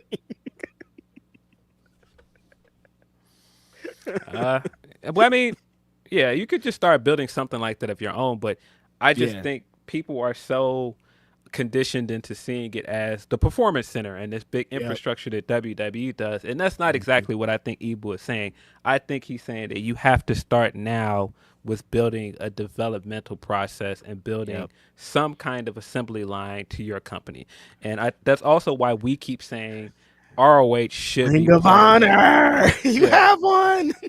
Yeah, so you've got to start streamlining that developmental process, and Ibu's absolutely right about that. Yes, yeah, and it like I love the wrestlers and the independent people and the flippers, and I want a bunch of my friends to get opportunities, but like you got to look to different avenues too, because there's some hidden gems out there. There's some people that are unexpected that could come in and really change things for you. But you just need with WWE investing in independent wrestling like this, you're going to need another pipeline to get wrestlers, because they're about to fucking corner the market, you know?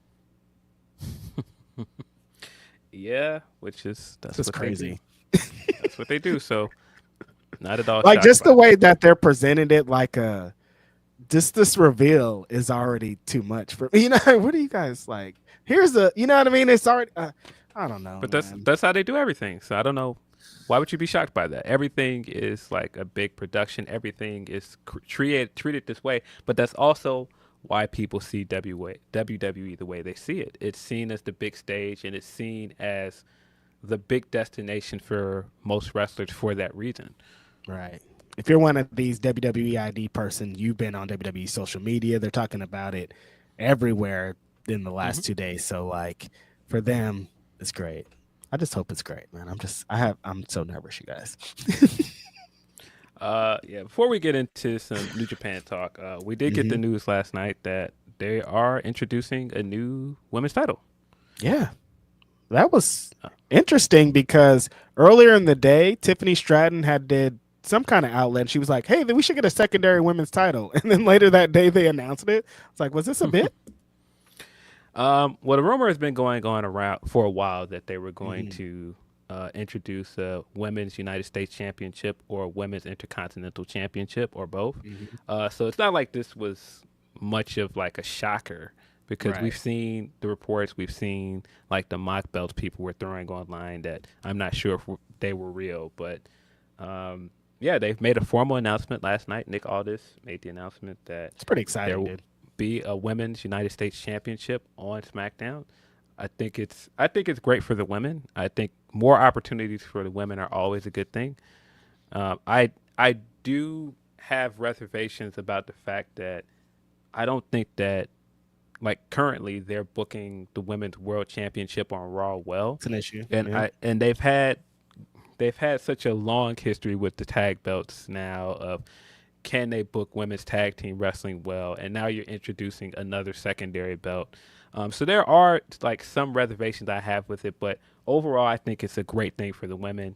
I did when you see like Bailey coming out and being excited about it That's and what Charlotte's this means. belt, dude. I don't care what none of these people say. That's Charlotte's belt. As soon as when you said the words "Women's United States Championship," I was like, Charlotte Flair's belt. We definitely about to get that vignette of Charlotte turning around in slow motion with the oh beautiful for spacious skies forever ways of gray.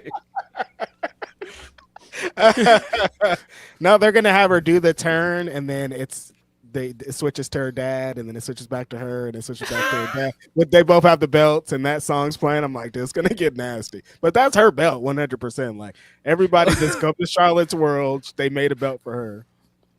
Oh, beautiful. America, America. Gosh.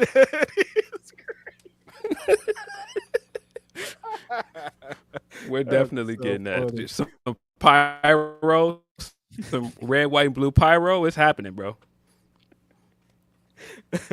Teflon Don is on their way for that belt, big dog.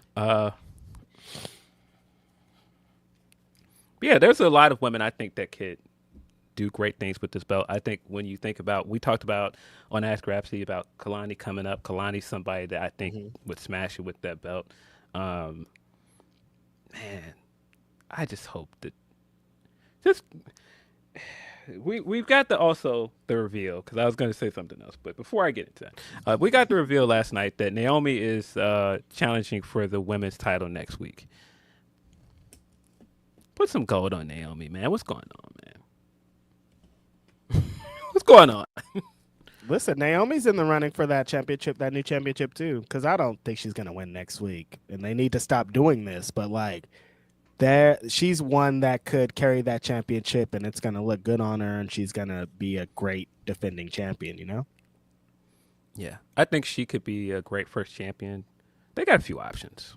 Mm-hmm. I wonder, does this mean they're going to put a secondary belt on Raw as well, though? Or is this going to be a floating belt?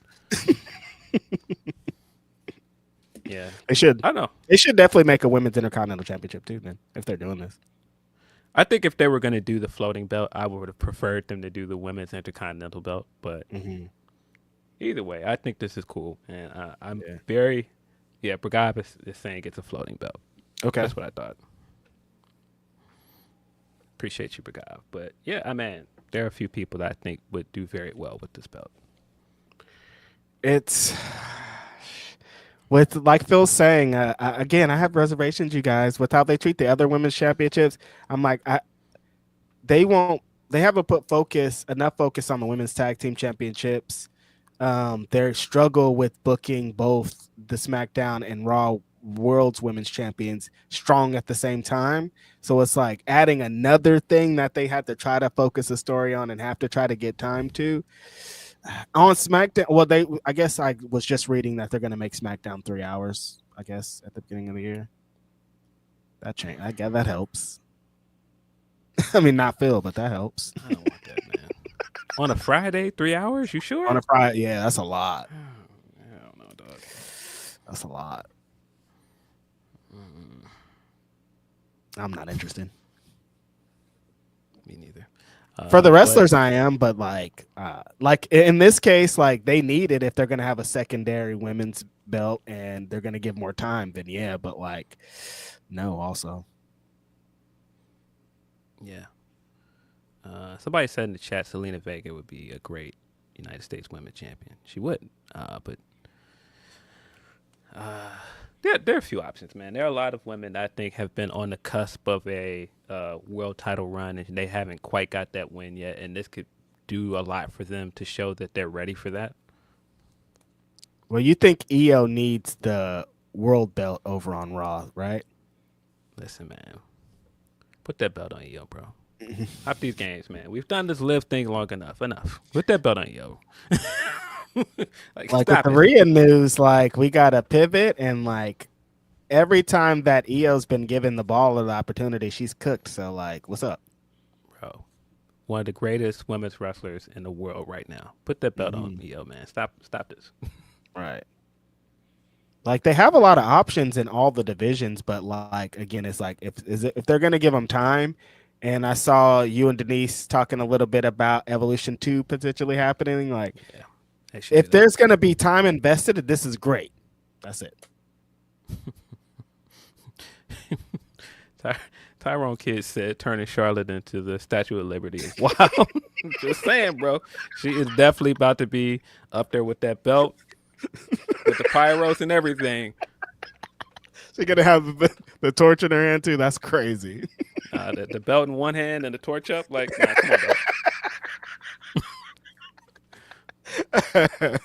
It's definitely happening. That is Charlotte Flair's belt for sure. But yeah, like with NXT like Roxanne, she has a dog in the US Championship fight. Like there's a bunch of potentials coming up that could really, the belt could have a good, if that's the women's workhorse belt, like we could be cooking with fire. Yeah. As usual, when they unveil these things, I'm like, man, I miss the days of like different designs. It wasn't just the men's belt with a white strap. And I do think it looks clean with the white strap. It does look clean. But man, I would have liked the new design. Just something different, you know? Yeah, I don't really love the trend of them just making the men's and women's belt the same. I guess it's for equality or whatever. I understand, but like, just make another cool design for that one. It doesn't. That's all I'm saying. I don't say make it less than. I'm saying make another cool one. Yeah, yeah, I get it. But I get why. Yes. I mean, maybe one day we'll stop calling them men's and women's belts. So that's where we probably would start. Remember when Ronda tried to do that? People were not happy about it. People were Shut up, Ronda. Why are you talking? They were so mad at Ronda. Yo. Those kind of things where a woman says something and then people immediately yell at the woman. It's like, I think you guys are overreacting quite a bit, and you're kind of proving her point why she wants to do certain things to be taken seriously, because you guys are not taking her seriously. Like, shut up. What about Sandy Hook? I'm like, dog, I don't think this isn't really the time for that. Like, she's talking about like a champion. What about that? I'm like, yo, yes, maybe, but also she's right about this championship thing. I don't know. Yo. Coming out and saying, like, I want equality for women in wrestling, get somebody going, but you didn't believe in Sandy Hook. Like, right. Yo, whoa, whoa. That's how people work. Hold on. Like, wait a second. We weren't, that's not what was going on here. Whoa. Let's everybody just calm down a little bit. Yes. Damn. Like, wait, listen to what she's actually saying, though, before you try to get your shit off. Like, I'm with you, but, like, not, I think these are two different issues. I think it was worth a conversation, at least. The fact that people got so mad at her were, man, ew. Yeah. I mean, now, of course, she has given people a lot of ammo. That's a fact. But the way people reacted was very wild. She was such an interesting character when she was cooking, and like she would do a stream on the internet and she'd be the most well-liked person in the world, and then like she would be on TV and like she would lose all of that. Like, what were they doing to Ron? Like they were destroying her at TV because like she would have no charisma, no energy, no nothing. Like when she tells stories now, I'm like, that makes sense because it felt like you were bringing whatever was happening backstage to the camera. Like she was slow walking through some of them segments. I've always thought they should just made her a heel from jump. Yeah, I just think that she works better as a heel. She does. That was her whole MMA thing, as being the heel. Yeah. wrestling fans are always going to see people that come from somewhere else as outsiders, and It's a fact. we've seen it with Kurt Angle. Kurt Angle had to come in and earn your respect. I think she should have came in as a heel. I think it would have worked better with what she was doing, beating up everybody and winning all the matches. I think she should have came straight in, even if it wasn't from day one. She should have came in and eventually turned heel within that first year. Right. And then because they when they eventually turned her heel, it didn't work as well because people had already accepted her as a babyface. So it felt like what she was saying wasn't matching up. But like this is what the energy she always should have been giving up. I mean, well, once they turned her heel and they started trying to do that, wrestling isn't real, and I'm a real fighter thing. I was like, I hate this. Like I hate when they do that. Yeah, I hate those MMA boy gimmicks of like I could really break your arm, but like, dog, that's not really. Bro, that's not really what this is, though. You can't come and spend a whole year in wrestling and then go, oh, well, I'm bigger this anyway, because none of this is real anyway. It's like, yeah, but you want to be here. All that stuff I was doing before fake. This now real. Yeah. I don't know how we got on the Ronda conversation, but yeah. We got New Japan stuff to get into. Yeah. Got some more topics to hit, but before we do that, I'm going to hit you with a word from our sponsors. Sponsies. Ad libs. What do you want? BetOnline.AG is the official betting partner of Fightful. 100% of the time when you get the odds from Fightful, they are coming from BetOnline.AG. And it's not just wrestling. It's not just MMA and boxing. It's football, it's basketball, baseball, hockey. They have the earliest lines. You can bet big with the high limits and rebet functionality. They have the fastest payouts with winnings paid in minutes and the industry's best bonuses on every qualifying deposit. They've been trusted for 25 plus years. It's not some fly-by-night company. BetOnline.AG has been there. They've done that. In addition, they're trusted by millions. They've got VIP rewards programs and a ton of popular games. BetOnline.AG, that's where I go to make my bets. That's where I suggest you go to, my friends. Please just bet what you can and bet responsibly. As always, only bet what you can, bet responsibly, but BetOnline.AG is the place to go for your sports betting needs, including pro wrestling. Yep. Have you got any bets in recently, Phil? I have not. I've been chilling. When the basketball season really gets tapped in, that's when you get tapped in.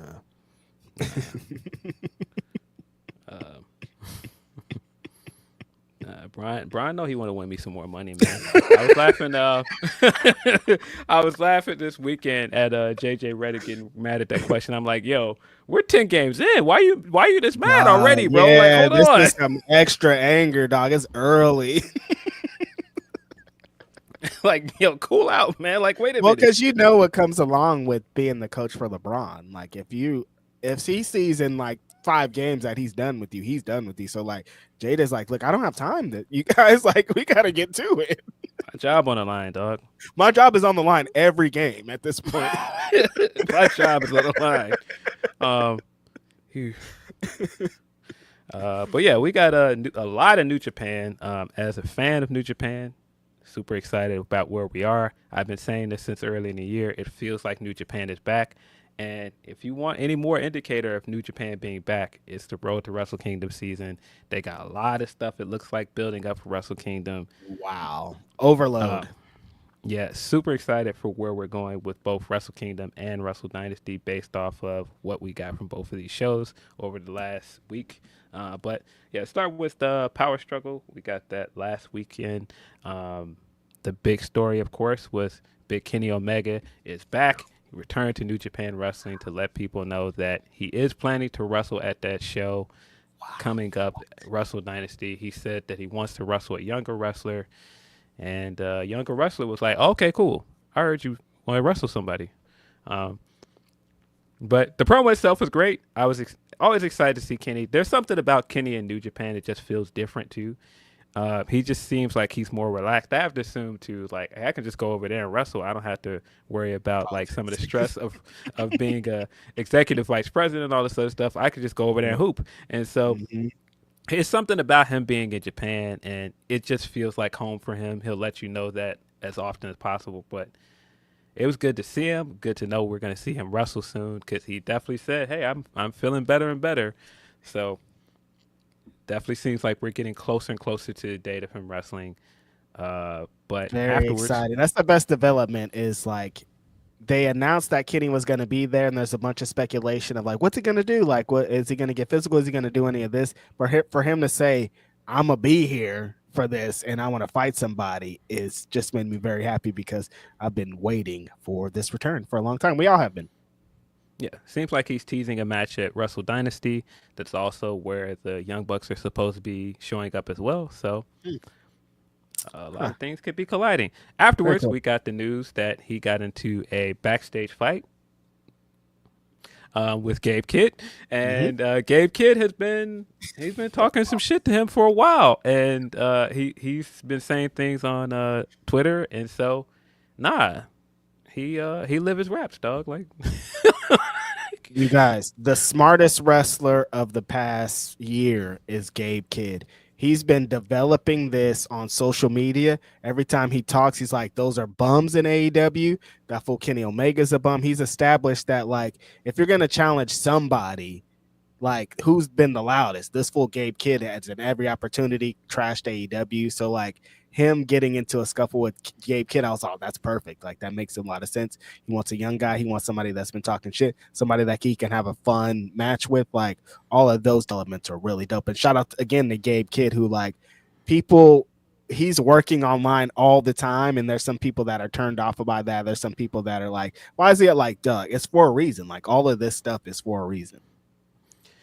yeah, I think if anybody has shown people to capitalize on the moment and to get out there and like work a match and get people interested in him, he's shown that that's the way to do it. And he's been doing that both online and, man, you talk about, out of all of those guys that came from the LA dojo and those guys that joined Bullet Club under David Finlay, he's benefited the most by far. Yeah. He's taken this and run with it.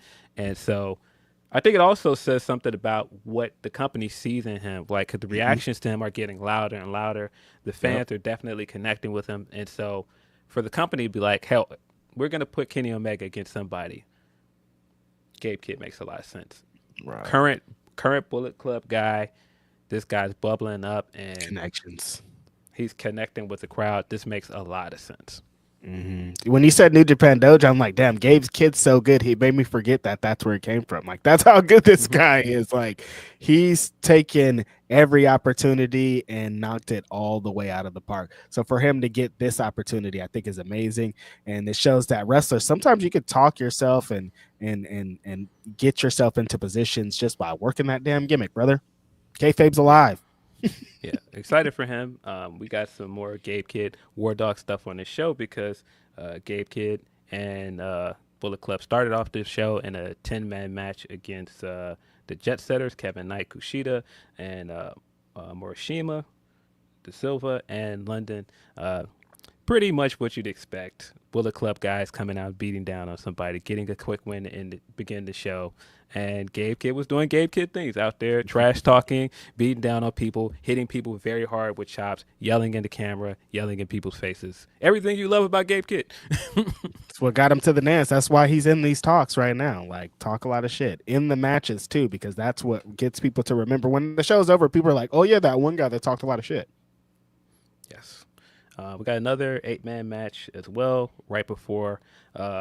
Got some more building blocks for Wrestle Kingdom. I don't know how I feel about this. Some of those Wrestle Kingdom developments, I'm like, okay. I don't know how I feel about this. But House of Torture took on the team of Hiroshi Tanahashi and Bolton Oleg. Evil is going to be Tanahashi's opponent for Wrestle Kingdom.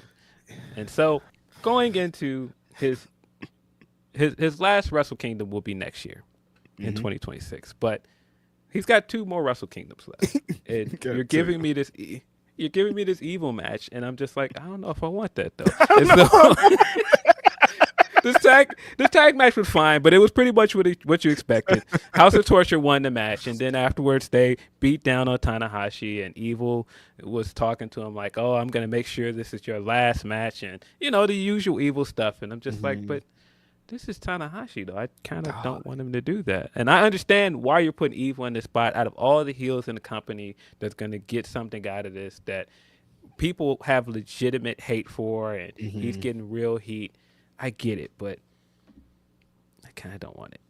Like, and they say in House of Torture is hella over in Japan, and like this probably means a lot for what that is.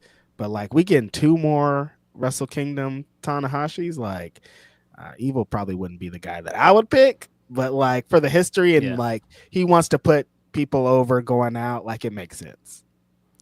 Yes, but also we don't want that. Yeah, still. Which gets us to our match after that and more Wrestle Kingdom developments. Shota Umino took on Sonata, and this was really a surprise match coming into this because Sonata has kind of lost his way this year coming into G1. He lost, and then he lost his match at Royal Quest against Zack Sabre Jr. So the question has been, what is Sonata going to do going into Wrestle Kingdom? Even more to the case, what is Shota Umino going to do? Because he's been earmarked this year as one of the 3 Musketeers, and people have been very hot and cold on Shota Umino. Of course, he challenged Zack Sabre Jr. at the show before this, and he got very much heavily booed. And there was a little bit more of this time. This match was fine. Shota Umino picked up the upset here and pinned Sonata, which, if you're one of those people like, hey, if this is one of your hand-picked guys, then pull the trigger. Do it. This very much shows that they're pulling the trigger with him. The win over Sonata is pretty big. We got some more development with Sonata later in the night, but I don't know how I feel about Shota getting this push in the Wrestle Kingdom and getting the main event spot so soon. I don't know if he's ready for it. And that's not to say that he's not a good wrestler. He is a good wrestler, but I think presentation and character-wise, I'm not sure if he's there yet. Yeah, I've seen him a few matches this year where I was like, there's like another level he needs to get to unlock. There's some aggression, some presentation, some things that like I feel need tight tuning. He's not a bad wrestler by any means, and like he's the future of New Japan 1000%, but like I don't know if I'd be right now, let's go for it. Like he needs wins and things to get into moving forward, but like interesting choice, out of the 3 Musketeers, Yeah, it kind of feels like let's throw him in the deep end now because we don't have anything to lose. We're trying to rebuild, and a lot of the stuff that they're doing to rebuild the company is hitting, and it kind of feels like you got to see what you have in him. So I do understand it in that way, but also like he's a part of the vision. Let's see what place he plays if we just throw him out there. Right, but also when you see just how far along like Yota Tsuji is, or how far along the other 2 Musketeers are. I mean, we don't have to talk about where Ren Narita is quite yet, but it's making more choice. noise, It's an interesting. Like Ren's choice. making more noise than Shota is. He is, but that's why I also think they did need to figure it out with him sooner rather than later. But yeah, big upset for Shota Umino. He needed this win to really show people that he was ready to move up into that main event spot. And there's a reason they gave him the win too, right? Yeah, not for nothing. He has bulked up. Every time I see him now, I was like, this guy is jacked up now. He's like, he's not like the small guy that Mox was dragging around with him when he was over there doing the G1, and like that's gonna play into some of the stuff from the pay-per-view this weekend. But after that, we got United Empire, Great Okan, and Hanare taking on TMDK for the IWGP Tag Team Championships. Surprisingly, United Empire picked up the win. They are your new tag team champions. I was kind of wondering where Great Okan was going to land after such a fun G1 run, unexpectedly fun G1 run, and actually challenging for the world title. Had some solid matches with Naito. This seems like a good spot for him. Hanare is one of those guys as well where I feel like you can put gold on him and he's going to have good matches. I don't know if I understand the decision to take the belts off of Nichols and Shane Hayes right now with where Zack Sabre TMDK Jr. are. Yeah, like I was like, huh? But that's our result. I don't know. It's the same thing with the shoulder thing. Like I can understand the ideology behind it, but also I'm kind of feels like you could have let TMDK hold them belts into Wrestle Kingdom. And have all the guys or them and Zack Sabre have belts going into the show, kind of play off that. Like, I mean, I guess they could challenge back for them again on the show, which they probably will because they usually do like a 4-team type deal. But I don't know, it's just kind of an interesting choice. Like, it makes sense for Great O'Khan and like you said, he had such a great run in G1. They're like, we need something maybe a little bit more major for him going into Wrestle Kingdom. So, making him a tag team champion plays into that. Yeah, it's a way to get him on a Wrestle Kingdom card, I suppose. I do wonder what they're going to do with them, though. You got Tag League coming up that could play into Tag League and like who ends up winning Tag League. So we'll see. But that's also why like TMDK going into Tag League as champions wouldn't have been a terrible idea either. Right. I don't know. We'll see. But speaking of Tag League, the finals of the Super Junior Tag League were TMDK, Robbie Eagles, and Kosei Fujita took on Catch 22. My man TJP, who was not doing his vampire gimmick here, was doing straightforward TJP along with Akira. This was a fun match. This was a very, very fun match. But TMDK picked up the win. They are your Junior Tag League winners. Love this match. I would say out of most of the matches we've gone through so far, I would recommend this match for anybody if you just want to zip through this card and get to the good bits. This match was fire. The tournament finals, they have been, anytime we get some kind of junior representation in, especially in multi-man format, it's usually this type of thing. New Japan needed a match like this, I think, in this show because it was pretty story heavy. A lot of the moments because we're going into Wrestle Kingdom, so you need something like this. Yeah, very fun match. We got the after the match, the current IWGP Junior Heavyweight Tag Team Champions, the Jet Setters, came out. Kevin Knight is still parading around those white belts that he won off of Bullet Club to rub their noses in it. Still very funny. So you set up the match for Wrestle Kingdom, right? That you have the finals winners taking on the champions. Nope. War Dogs come out afterwards and they're just like, no, we haven't lost any of you guys. We beat all you guys, so we deserve a title shot. So they beat down everyone, and they're going to get a title shot. So right now, it's building towards a 3-way, and I believe they're now added a 4th team. So it's going to be a 4-way for the IWGP Junior Heavyweight Championship. I wasn't the biggest fan of the way this was booked at the end. I think the match itself was very good. I think this quickly invalidated the results of the win in some ways. But I also am fine with Bullet Club just coming out and going, no, we're heels. We didn't lose to any of you guys. Give us a title shot. Right.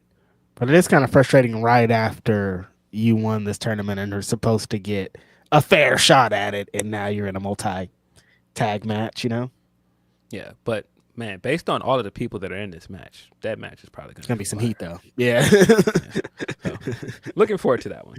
We got a very, very good match between Doki and Master Wato up next for the IWGP Junior Heavyweight Championship. Story of this is coming after the last pay-per-view. Master Wato came out to help Doki, and this led to him getting his rematch against Doki because Master Wato has not been able to beat Doki, and he has not been able to win that belt. This is I believe, his 4th attempt to win the Junior Heavyweight Championship. And sorry, guys, Master Wato did not win again. Doki ended up winning here via referee stoppage. But very, very fun match. I think the story that they told throughout the match of Wato being desperate and trying to kick out all of these moves and counter after counter to stay in this match.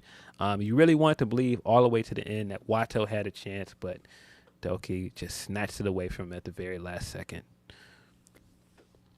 Watto is I mean, since he's came back though, he's established that he is one of those next ones up though, and that he should be Yeah. featured heavily in Wrestle Kingdom too. You know. Yeah, I think the way that they built up this story here, I don't think this will be the end of Watto with that belt. I do think he Right. eventually will win it. Just with everything that they did with this match, they're getting to the point where eventually he will get the big win. I'm not sure where, but it's inevitable. Yeah. Got David Finlay taking on Taichi for the IWGP Global Heavyweight Championship. I said before, and multiple times now since the G1, really since earlier this year, if you're not on board with Finlay, you're just wrong at this point. This guy is killing it. He's doing great work. His matches have been good. His heel work has been fantastic. He did a lot of great things throughout this match that I loved.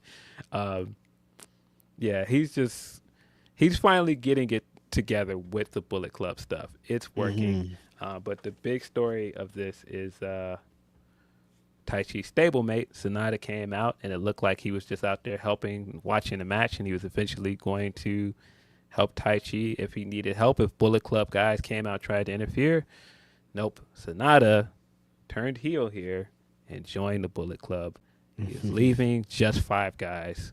No burgers for anybody. Damn. He's Crazy. I hate when they fuck up the name, you know. He is now a member of the War Dogs. I thought the way that they executed this was very good because we just see Taichi fall. We see somebody pull his leg and trip him, and then the camera turns around and it's Sonata, and then Sonata gets up and slowly unzips his jacket. He's got the War Dogs shirt under it. I thought that was great. Sonata needed this. Yeah. He needed this bad because the fans didn't know what to think of him, especially after the world title reign. It was a very divisive world title reign for him. He kind of lost his identity after he lost the championship. Yeah, and I don't think the 5 guys thing ever really worked for him. I think it was supposed to be this thing where he left LIJ and stood out on his own, and he was trying to do like this Inoki thing where he did like the darker hair and just like straightforward style, and it just didn't work, man. I think that a lot of people thought it was boring, and yeah, a lot of people just tuned out on it. So it seemed like he needed something. He needed something new, and so this makes a lot of sense for him to just turn him heel, and they needed somebody to take my man that just signed from Noah's spot, Jake Lee. Because he joined, and then he was going to have the tag team with Gabe Kidd, the Mad Bastards, going into Tag League. But Jake got hurt, so now you need somebody to replace him. Now Sonata is going to be Gabe Kidd's partner going into Tag League. And I think Sonata needs someone like being in part of Bullet Club and around those guys will help with his character development and help like him get more comfortable, because it feels like he is in his brain, in his head after the championship run of like, what is my character? What's my motivation kind of moving forward? And I feel like this is going to add some structure to it. Yeah.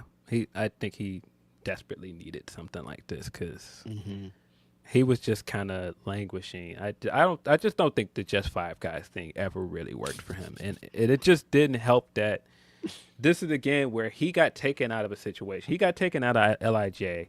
It's like, oh, wow, he's gone. And then they put somebody else in LIJ, and he immediately became more popular. Right. Suji immediately became more popular. And it was kind of the same thing in some ways with Yuya. You brought Yuya in, and people immediately started taking to Yuya Uemura. And so it just feels like Sonata, even and just the way he works and everything, he just kind of works better as a heel wrestler. Yeah, when they went with the Nokiism and try to get down to he's a serious wrestler, just like his style and the way that he did it didn't really connect. He needs something, a little bit of flash in there. Yeah, and I wasn't down on his IWGP World Heavyweight Championship reign like a lot of people were. I thought it was fine, but I don't think it did what it was supposed to do for him. For somebody that's been chasing this for so long and this was supposed to elevate him, I don't think that it did that for him. Unfortunately. He can still come back, though. Yeah, and I really like Sonata, man. I just think that like with wrestling all the time, it's all about timing. And I think that Yep. they kind of missed their chance to really push him as champion. And so when it finally happened, it was a mix of it happening when people weren't as excited for it, but also you put him in this stable that people just didn't get. Right. And so people were just not as interested. I think if he had won it and he was still part of LIJ and you did some things with that, it could have worked. But trying to turn him and adding him to this faction where he's just coming out there with this straight face and he's doing the suits, and it just didn't really do it for me. They're trying to establish this faction too at the same time. It's like, no, there's too much going on. Yeah, I wanted to like it. It just never really landed for me. But horrible name. Yeah. Just five guys. But man, the funny thing about it though is, on the other hand, I think this has worked very well for Yuya Uemura. I think when Yuya finally comes back from this injury, I think him as like the face of just five guys is gonna work. And that's also the good thing about having Sonata and Bullet Club, is now you can put those two guys against each other eventually. Right. Just five guys just sounds so funny. Just five guys. That's our group. Just five guys. Five guys. Sick. But yeah, after that we got the main event, Zack Sabre Jr. taking on Shingo Takagi. We know these two guys. We know that their chemistry together. This match was very, very good, to nobody's surprise. Zack Sabre picked up the win here, but Shingo came out of it looking really, really good. The night ended with some big surprises, though. We got not just Shota coming out and reestablishing that he is challenging for this belt again. We got a surprise appearance from Rick O'Shea. Ricochet appeared in a very clean looking suit and hit a fire looking springboard clothesline with the hard bottoms and everything. I was like, yo, you got that suit and those hard bottoms on? Like, what? And it looked as flawless as like if he had his wrestling gear on, and he just got up and he just like put his jacket dusted himself back. off, adjusted himself. Like, all right. Then he got in the corner. It looked like he was adjusting to do the hidden blade thing that he does now, the spirit gun. How do you feel about that? How do you feel about now there are 3 wrestlers doing their variation of a hidden blade? I don't want it. I'm good. I think Ricochet has way more in his arsenal to do that.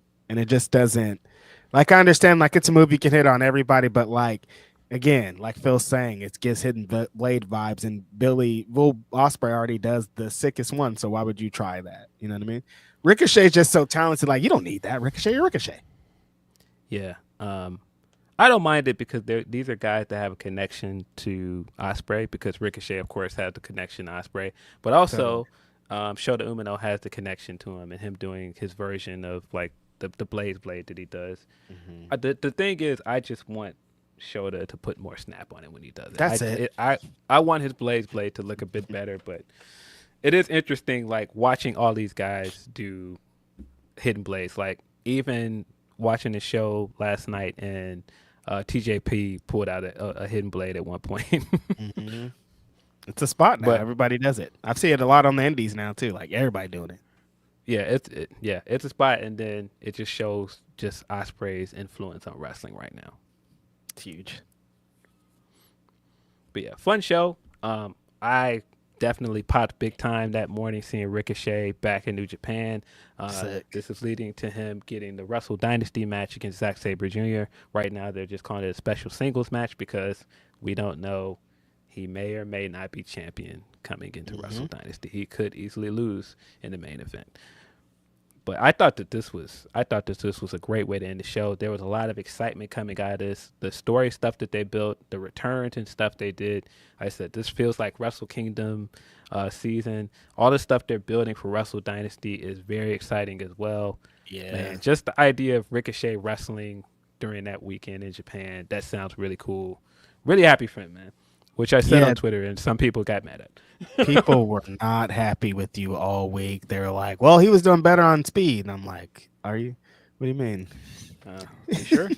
He was a speed champion. what does that mean?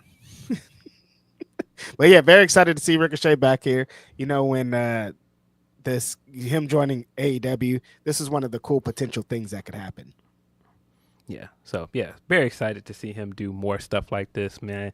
Just the idea that he's the big surprise that shows up at the end of shows. They've done this twice now. He showed up at the end of the Maple Leaf show, and he showed up here. I think that's fire.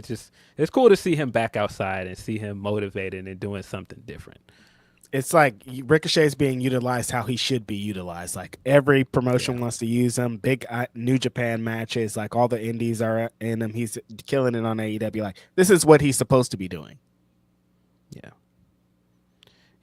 Out of that, we got the Fighting Spirit Unleashed show last night. New Japan Strong came to Lowell, Massachusetts. Pretty good card. The New Japan Strong brand, I think, has gotten better and better more that they've booked these shows in America, and the further we get away from the pandemic, because pandemic it put a halt on a lot of people, and I would argue that out of the big promotions, nobody suffered more than New Japan. Yep. I think they took a big hit during the pandemic, but and also they started losing talent to AEW and other places, but I feel like they've got a lot of momentum right now, and this show and Power Struggle really showed that. Yeah, when I just saw the card for this show last night, I was all, damn, this is, like Phil saying, way better than what New Japan Strong was initially putting out. Like, they were trying to develop some kind of identity here in America. And I liked a lot of the players, but it just felt like with the pandemic and everybody kind of with the world being in peril, they didn't really get to connect as great as they should. But the last couple months with the cards they've been putting forward, Mercedes being involved and like them kind of utilizing some talents that like Gabe Kidd and Ali and Leo that like have gotten over, I think that it's been a vast improvement over what they previously had. Yeah. We started the show with Finlay versus Kevin Knight. Good to see Kevin Knight in the spot. And while I've been saying it's so funny because while I've been saying I want to see this guy win the junior heavyweight championship, this guy's bulking up, man. It's only so long you're going to be able to keep this guy as a junior heavyweight, man. That's a fact. Yeah, he's been in the gym for sure. Like every time, he's one of those wrestlers that he improves on at least one thing every time you see him again. Like next time you see him, he's gonna jump higher. The next time you see him, he's gonna have a better body. Next time you're gonna see him have better gear. Like he's just one of those constantly trying to improve wrestlers. Yeah. To nobody's real surprise, David Finlay picked up the win here. Well, yeah. Then we got the Strong Openweight Tag Team Championship. Grizzled Young Veterans took on TMDK. Big surprise here. Not a good week for Mikey Nichols and Shane Hayes. They lost the Strong Openweight titles to Grizzled Young Veterans, and I was excited to see it because I like the Grizzled Young Veterans, and I've been kind of like, man, what are we doing? Like I said before, when they went to AEW and then they just had that appearance at All In, I was like, okay, what are we doing with these guys? Are we going to use them in a big way? What's happening? But this was a good spot for them. They picked up the win here over TMDK, and they came back out later. Excited for the matchup that we could possibly get out of that. That sounds like a good match, but yeah, unfortunately, Mikey Nichols and Shane Hayes are in shambles heading into the tag league. Damn. Maybe it's going to play into that story that they have in the tournament. But yeah, losing all your championships back to back like this, very, very interesting. Yeah, the Grizzly Young Vets have been in AEW kind of a mystery because I'm like, damn, they're going to fit in like a glove in this tag division, and they just haven't been displayed. When they announced this private party thing that's happening, like they're nowhere to be found. I'm like, what's happening here? And so this was a welcome surprise last night of them winning these championships. We're like, they need to be doing something with these guys. Like, what the hell's going on? Yeah, good to see them get a spot on this card, and hopefully this means that they could do more with New Japan. I think they fit in there. TMDK has been good. They've got tag teams there, but New Japan could use a tag team like Grizzled Young Vets. Yeah, so definitely. Hopefully this works out for them. We got another Leo versus Mustafa Ali match. These guys have good chemistry. The story they've been telling all this time is Ali kind of has had Leo's number, or he's escaped him at the last minute in all these matches when Leo's doing his Blackheart bit. And this time, Leo picked up the win. Mm-hmm. About time. They've been building to it for a while. They've been telling this story on New Japan Strong. Ali has been trying to improve his character, trying to improve all of his aspects in this. I love their little chemistry together, them interacting. They challenge each other. Leo kind of works different matches against Ali. Like, this is awesome. Yeah, this was very fun. What the hell are they doing with Ali? Why isn't he signed somewhere, Phil? I don't know, man. I don't know what it is. I thought he would be signed by now.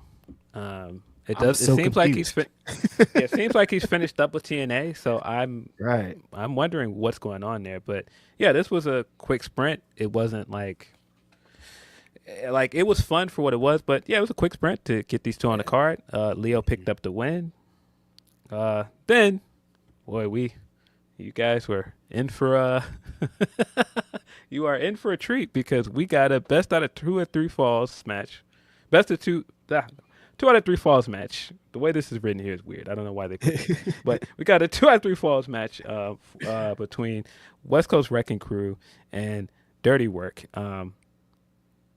I thought initially when I saw this on the card and it popped up on my screen, it was just going to be a 2 out of 3 falls match.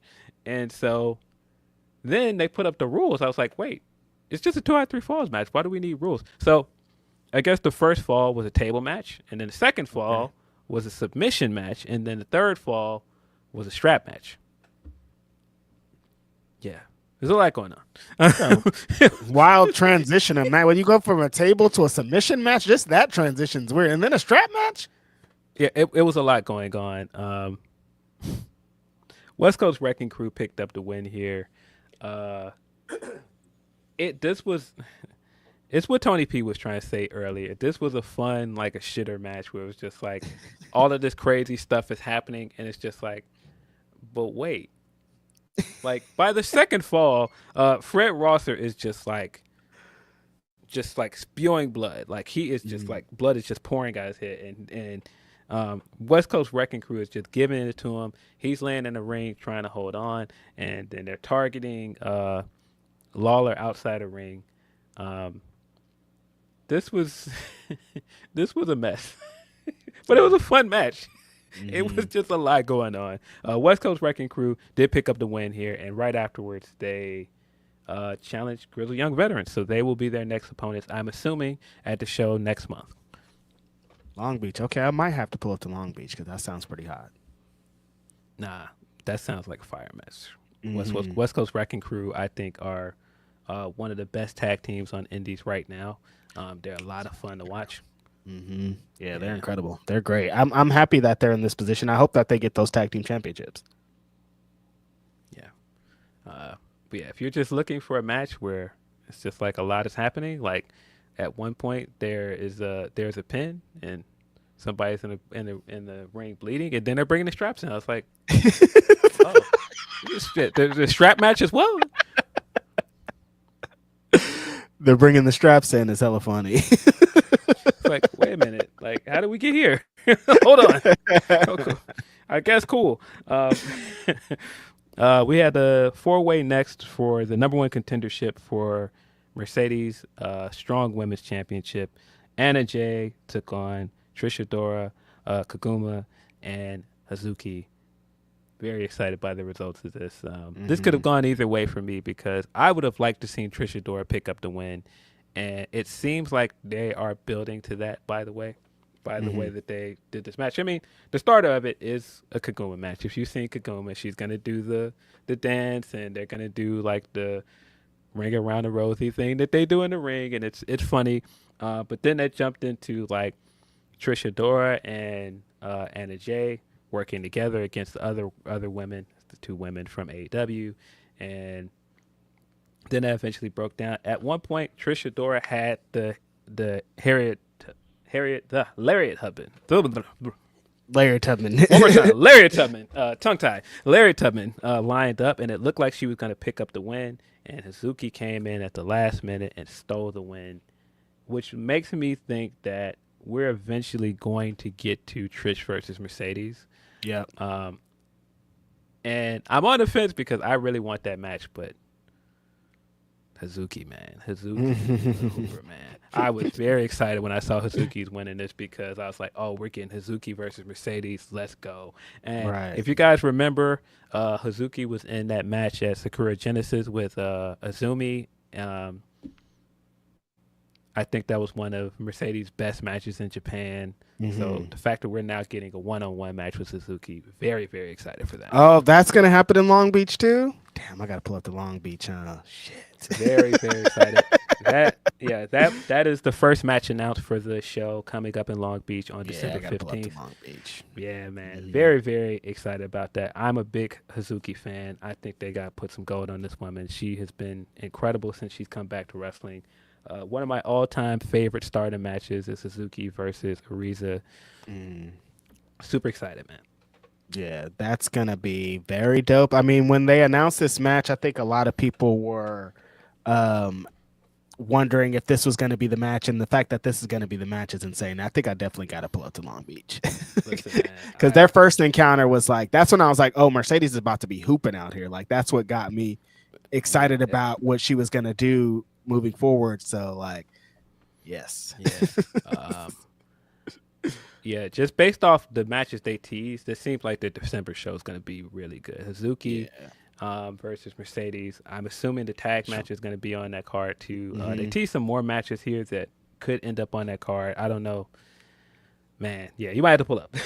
Yes, shit, Long Beach.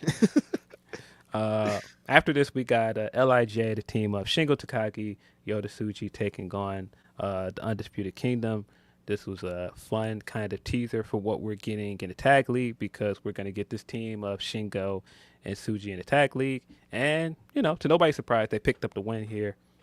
It was a good showing for them, but a lot happened. Happened. Big Shingo. Right. A lot happened after this because it seems like Shingo later in the show answered a certain challenge, but yes. The big news for Tsuji afterwards is Tsuji got jumped by a scapegoat, Jack Perry, and he challenged him to a match. That sounds like that's going to be the match for Wrestle Dynasty, Jack Perry versus Yota Tsuji. It sounds dope, man. Really excited that out of all of this stuff with Jack, and he's been working in New Japan Strong shows, and he had his run in New Japan, that he's going to return and have a big match during that weekend. That makes all the sense in the world. And, you know, a guy like Tsuji, I think he's going to get a great match out of him. Yeah, Tsuji's one of my favorite young uppercomers in New Japan, and I think getting an opportunity like this on that big show, he's going to really shine. Yes. I hope Jack Perry brings the Jack Perry that we all want to see too. Yeah, I mean, it seems like we're going to possibly get more of Jack Perry unleashed now that the Young Bucks are not there. It seems like he's going to have more to prove over the next few months. So excited to see where that goes. Right. We got Ryohei Oiwa versus Kenta up next. Oiwa has been fantastic, man. This is another one of those where you have the Three Musketeers and you have what the company's telling you. These guys are great, but this guy, man, they got a bright future with this guy. I've just in a few matches he's been in since he's been back, I'm like, oh yeah, this guy might be the future of this company. Right. Yeah, that's exciting that they have a number of people that they could do that they have faith in that. Like, but this one's really surprising because it kind of feels like it came out of nowhere, you know? Yeah, I think a lot of people saw it in him before he went on excursion, but him coming back, he's been fantastic. Yeah, he picked up the win over here over Kenta. It was kind of like a quick win where he rolled up and picked the win up. Kenta was not happy about that at all, which played into the end of the show. But yeah, we're going to get Oiwa versus Gabe Kidd very soon as well, because Oiwa came out and challenged Gabe Kidd after the main event. That's why I'm saying I think there's a good chance that match could be on the December card as well. That's looking like a very strong card. Okay. Very strong New Japan strong card. no pun intended. After that, we got Shota Umino taking on Tomohiro Ishii. Not taking on Tomohiro Ishii. teaming up with Tomohiro Ishii to take on Zack Sabre Jr. and Bad Dude Tito. This was great. After everything I said about the Sonata match, I liked a lot more of what I saw here from Shingo, and not Shingo. Sorry, why am I messing up this card all over the place? Anyway, I liked what I saw more here of Shota. Shota looked better in this match. The crowd was more into him than the Japan crowd was, and he picked up the win here. He picked up the win here over Tito. They did a little bit of teasing of what the Zack Sabre match could be in the main event. They had good chemistry. They looked good together. So it made me think, okay, this main event may be good. I just still don't know how I feel about rushing into putting him in this main event, especially when the crowd is reacting to him a certain way. But this could do wonders for him. It's definitely a make or break moment for him. So afterwards, we heard from Jon Moxley. Jon Moxley popped up on the screen, and he said he's going to send an emissary to the Tokyo Dome because he apparently doesn't approve of certain things that Shota has been saying. And I did not expect Shota to pop off right afterwards, but Shota got on the mic and was like, "Oh, you're sending somebody? I want to fight. Fuck it. Fuck you, Jon Moxley." Just jumped straight into the mic. Fuck you, Jon Moxley. I was like, let's go. Get into it. None of this meek stuff. None of this I'm happy to be here. Get to it, man. And maybe this will be, because he needs that little extra aggression, maybe Moxley will be the one to bring it out of him. Hopefully. Yeah, so I have to assume maybe we're going to get a rematch with Mox at the Wrestle Dynasty show. That's what I felt like they were talking about. But I don't know. Stranger Things is bad. But it felt like they were building to that match at Wrestle Dynasty. Yeah, I don't know.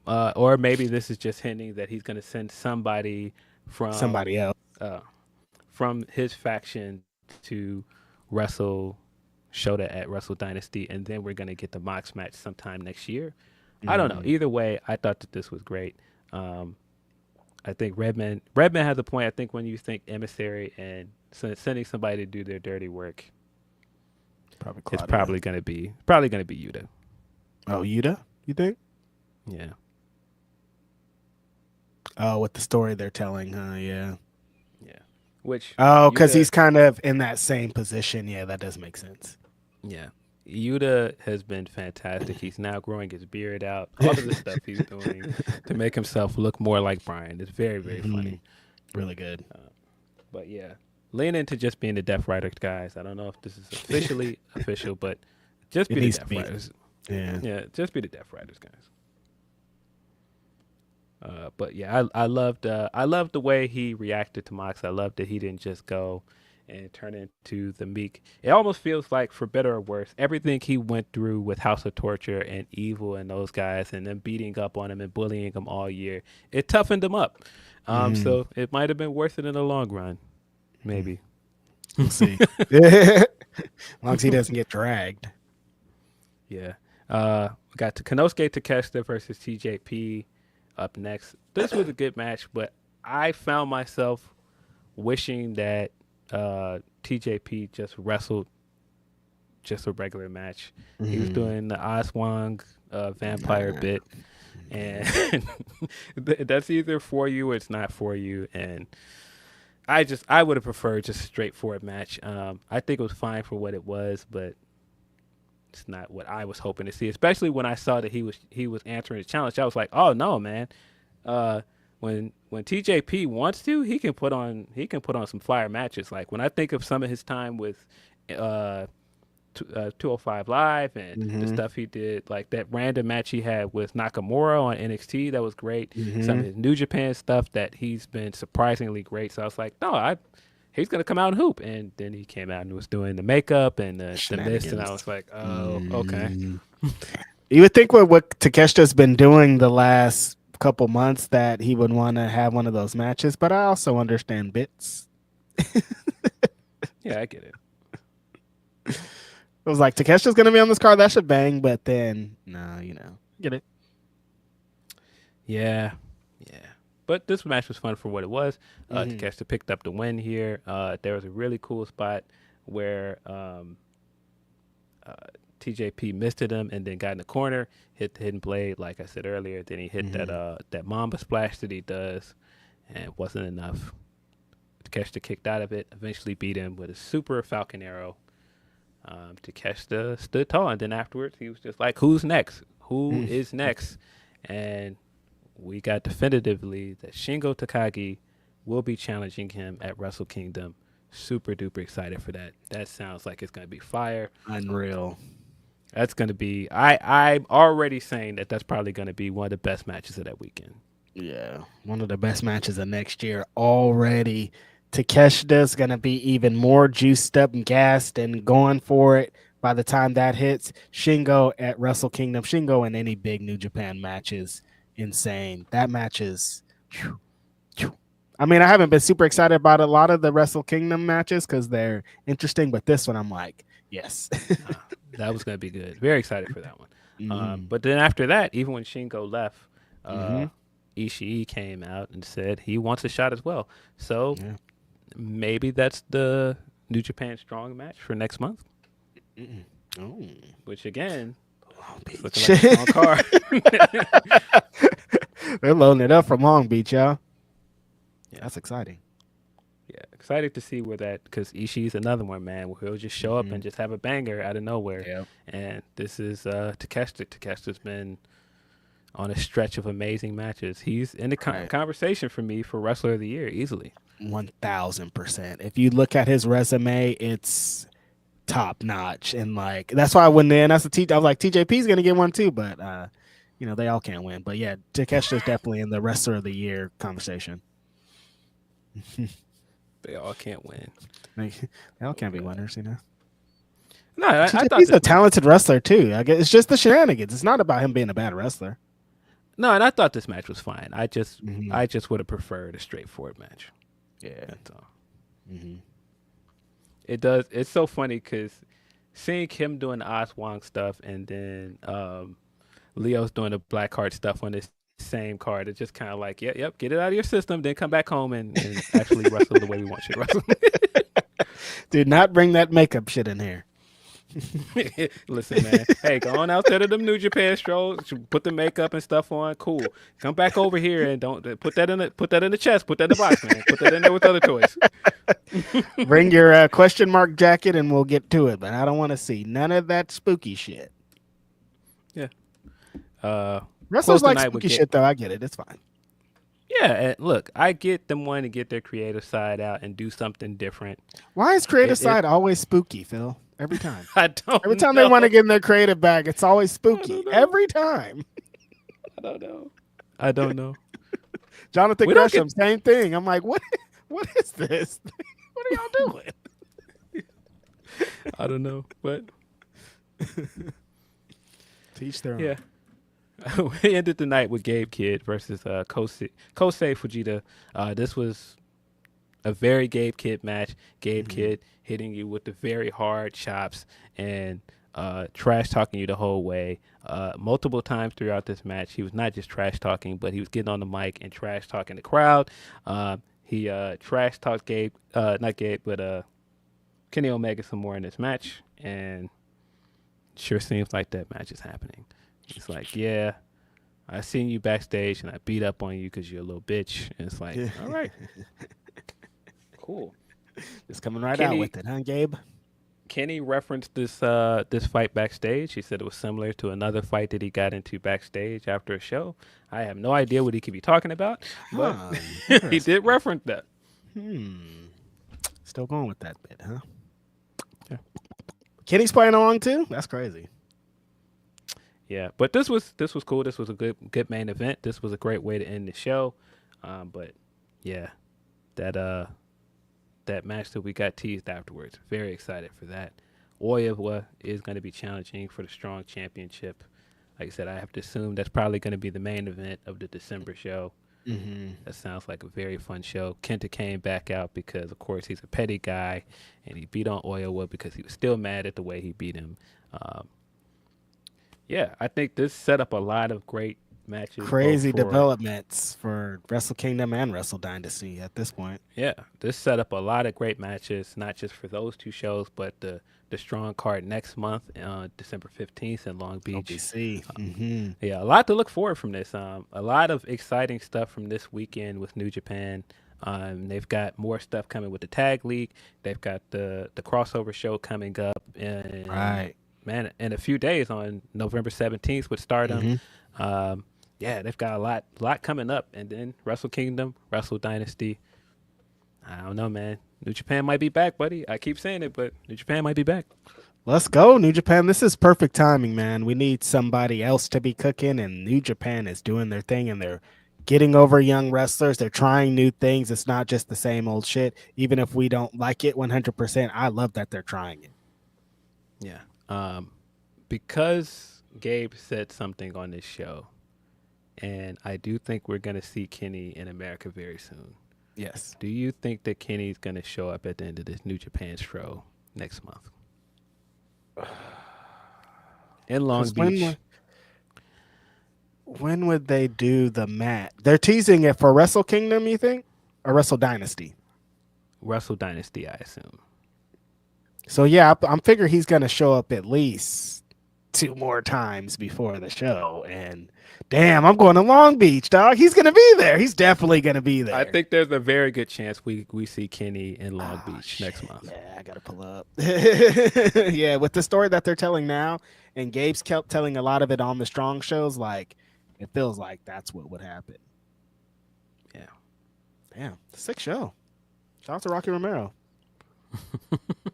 Yeah, man. Very excited to see more from New Japan. Very excited to see more. Man, just the idea of Kenny in America soon.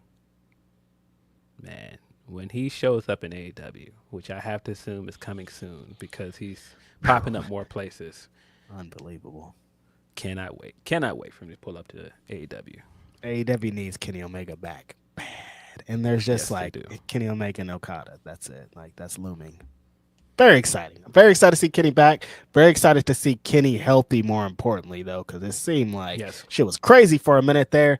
Looking happy, looking healthy, teasing matches. We are into some good shit, you guys. Yeah. I do wonder, because, well, no, I doubt it. I wonder when we're going to see the Bucks again as well. Are we going to wait all the way up until January to see the Bucks again? I mean, you said Long Beach. That's California.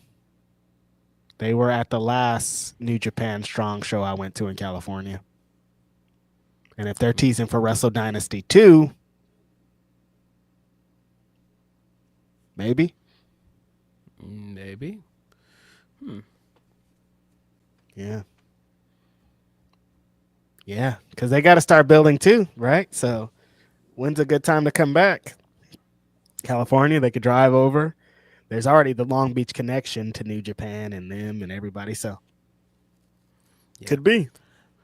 Yeah, there was some usual discourse around AEW this week about them giving out matches in their long matches. Oh, why is this person having long matches with this person? It's okay to just do a good match. Everything don't need to be a squash. Like even if you know this person is going to win a match, there's nothing wrong with just giving us matches. I don't know. Yeah, I hate that notion of like, oh, this person's going to beat them, so they should squash. No, that doesn't mean, like, if you think you know the result, like a fire match is like, I don't care if I know who's going to win. Is the match going to be fire regardless, good or not? Like, sometimes AEW gets trapped in like wanting to tell a lot of stories. I guess the wrestling business in general of like fans are now like stories, and it like clouds the brains. But like sometimes I just want to see a fire match. I don't need 100 backstories. I don't need 5 years worth of the reasons that we're doing it. Just put that shit on and I'll watch it. Like, I do love that a lot of stuff has focus, but if Leo Rush and Shelton Benjamin wrestle, I want to see Leo get some shit in. I don't want to see him get squashed because you think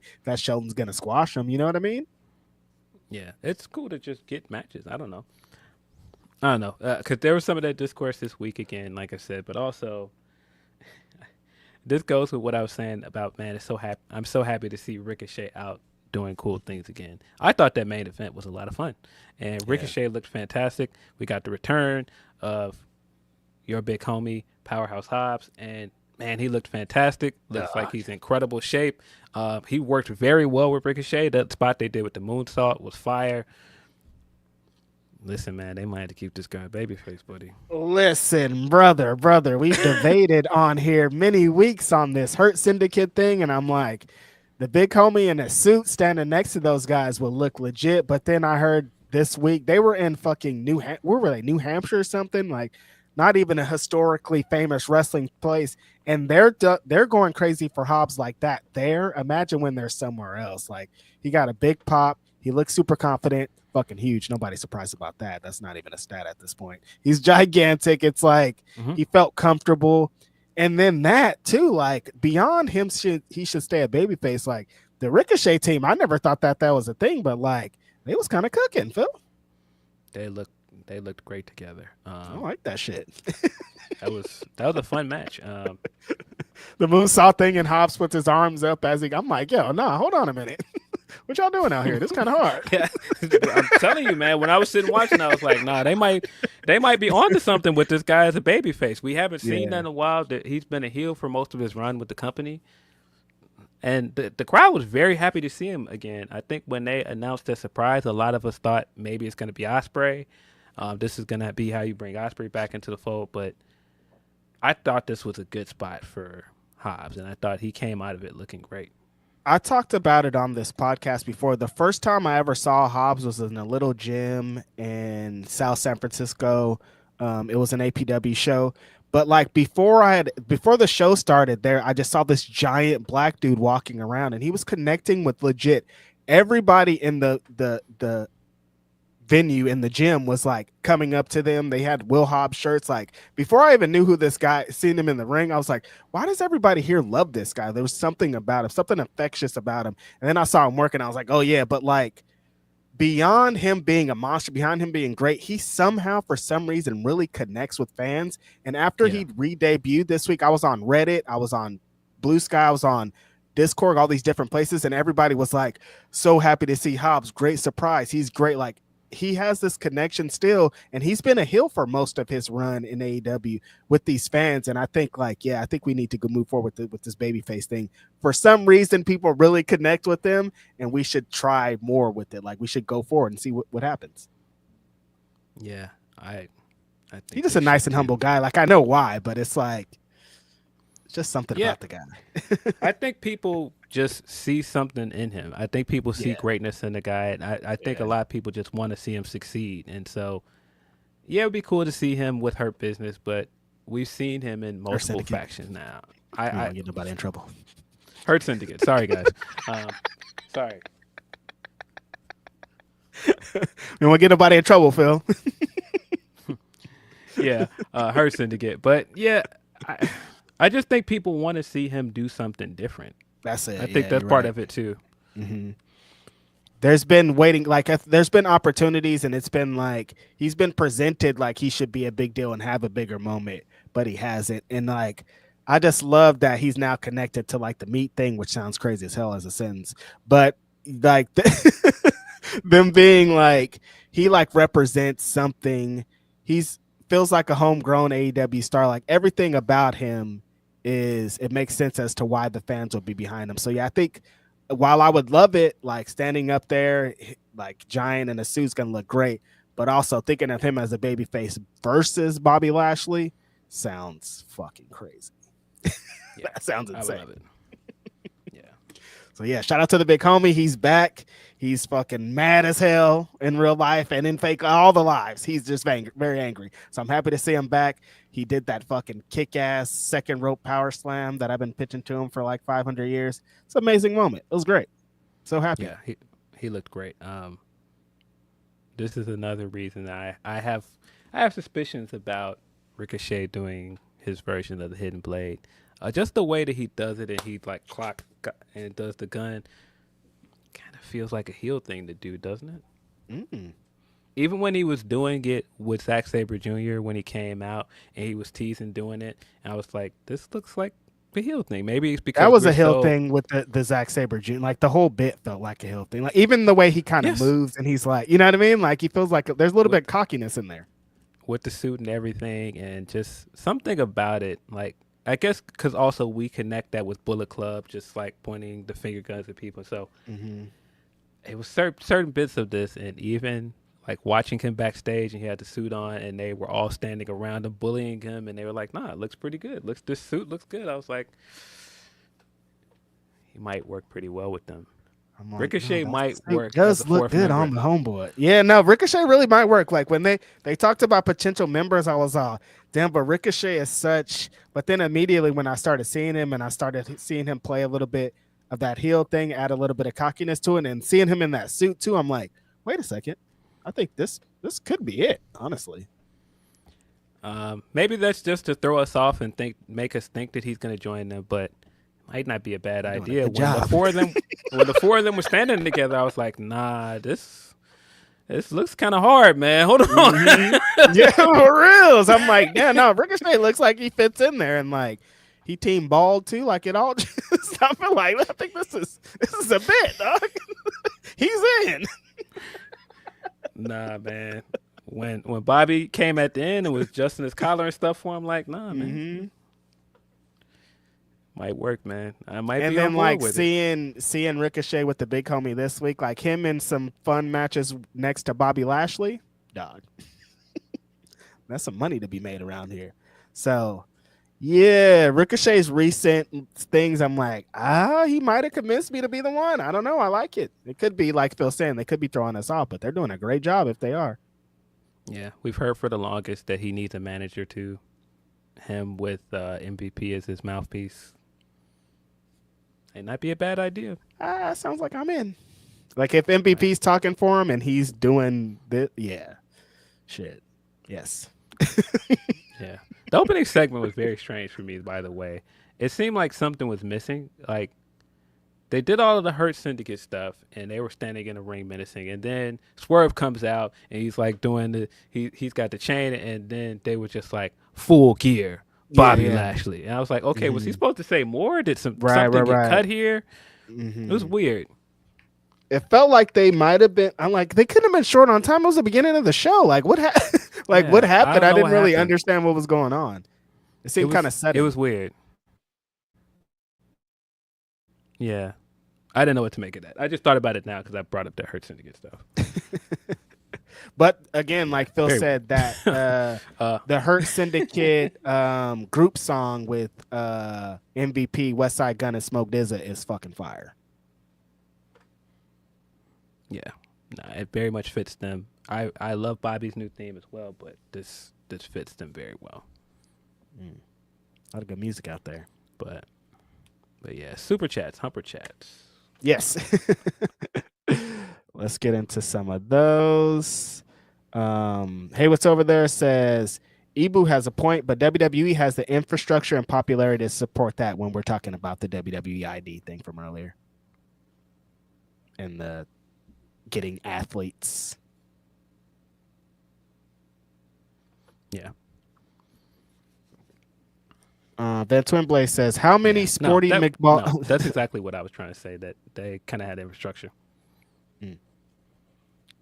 Van Twinblade says, how many sporty McBalls have failed to get the 10 good ones? How many Von Wagners have we had to watch to fail for 12 months before they got cut? A lot of strays in there, Phil. Yeah, but that's again, it's a numbers game. I don't think you can use Von Wagner as an example. Like you're gonna have some that just don't hit, man. It's just gonna happen. Yeah, I think if like I said, WWE signing 30 and 40 of these guys, like 5, 6, 7 of them are gonna be the ones. But not all 40 of them are gonna be it. But you have to at least try. You have to attempt. You have to work on developing these people. You know, they're all not gonna work. No. I was not expecting a Von Wagner call back here. Come Von Tuesday. Waggy. Come Tuesday. Damn, that's a J Rose wrestler. Shout out to J Rose. He loves him some Von Wagner. Hey, what's over there? Says AEW's first step should be re-signing Dustin and making him and his wrestling school in Texas as that athlete to wrestling pipeline. Oh, because Dustin has a school. That makes sense. Yeah, that makes sense. Who else has a school? I think they could do it. Like maybe not like a full on we're doing a PC, but if they're like investing in this little independent, investing in this little independent, and they send their wrestlers to specifically those independents, this thing could work. Yeah. Aaron Busby says, I feel Mia Yim should be the first U.S. women's champion. I would love that. I think she deserves it, man. I think she's been doing some great stuff with Chelsea Green. I'm assuming she's going to be in the women's War Games match, so I would love that for her. Right. Leonard Aarons III said, how can the women have a workhorse belt when they can barely get any time on a 5-match PLE? If they wanted another Evolution card, it would have happened. It already happened. I feel you, but that doesn't stop me from continuing to say that they should do it. It's overdue. They should have been done Evolution 2 at this point.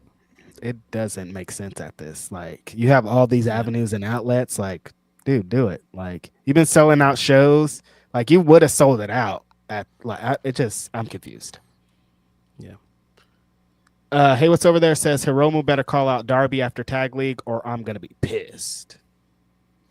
It seems like they've been teasing it so much. It seems like we're getting Hiromu versus Naito. Mm-hmm. They were nobody's teasing it when challenged Darby, right? No, they were teasing it when Naito was champion. They've been doing more hints toward it. I feel like that's where we're going. Mm. So not Darby, but they did have to have Darby on this card, I figure.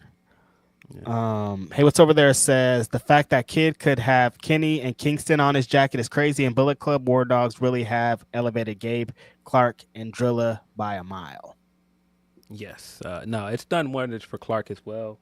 And Drilla just continues to be funny as a English wrestler that looks very Italian to me for some reason. Yes. Confusing ethnicity over there on that brother. Aaron Busby says, with the Grammy nominations out, let's use this as an example on what happens when keeping it real goes wrong. Aubrey should have never mentioned that man's family. Yeah, I mean, go figure. Kendrick is very heavily nominated here. I don't know if I understand the field for the best rap album. I don't know why they... Pretty confusing. Yeah, might delete this later. I don't know if I would have nominated that over the Blue Lips record or Samurai. They were better album. The Vince Staples album, I wouldn't have done that, but... Yeah, and like, I didn't... Was that not a real project, but like... It felt like Cole was like, I'm going to put some songs out for you guys, not like this is a Grammy it's like a album. Mixtape. Yeah, exactly, a mixtape. Like I was like, wait, what? Like it's some great music on there, but I was just very confusing us because they've been talking about some highly touted albums, specifically the Schoolboy Q. We've been talking about the Lupe Fiasco and the Vince Staple. Like there's some albums that is like in the Rhapsody, and there's some other albums that was like the Common and Pete Rock. Were they nominated? Yeah. Okay. The Common, Pete Rock, Doechii, M, J. Cole, and Kendrick, and Future, not Kendrick. Oh yeah, Future. Yeah, I don't like shit. I don't go outside. Yeah, interesting takes. Tenruza says, seeing Ali against Rush was great. Ali and AEW, please, or against Leo Rush. That's so funny. I was like, damn, when did Ali wrestle Rush? That's crazy. Rush. That sounds fire. That does sound fire though. Yeah, on a Grammy thing as well. Shout out to that guy Shabuzi, man. I keep saying that guy's out of here, man. Getting the nomination for Song of the Year, that's crazy. That song has been huge for him. He's also up for Best New Artist.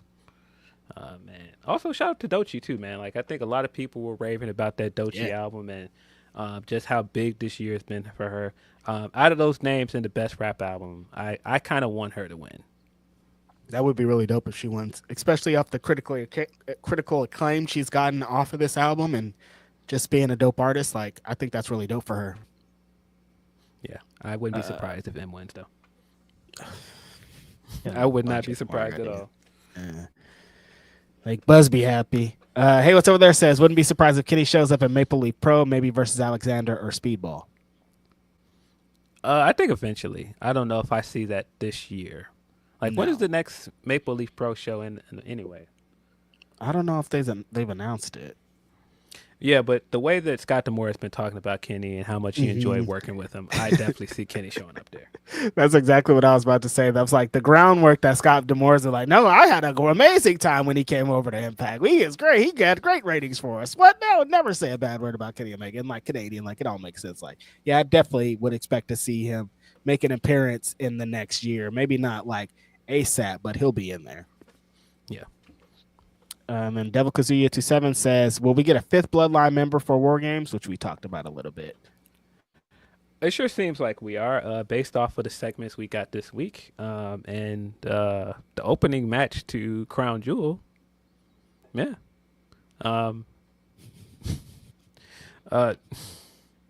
Solo Sikoa pinned Roman Reigns this week, which I know why they had to do it, because you had to continue to make the Bloodline feel like a credible threat going into War Games.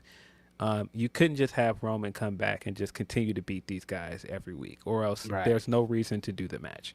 And so he had to have bragging rights in some way. But the match itself was just so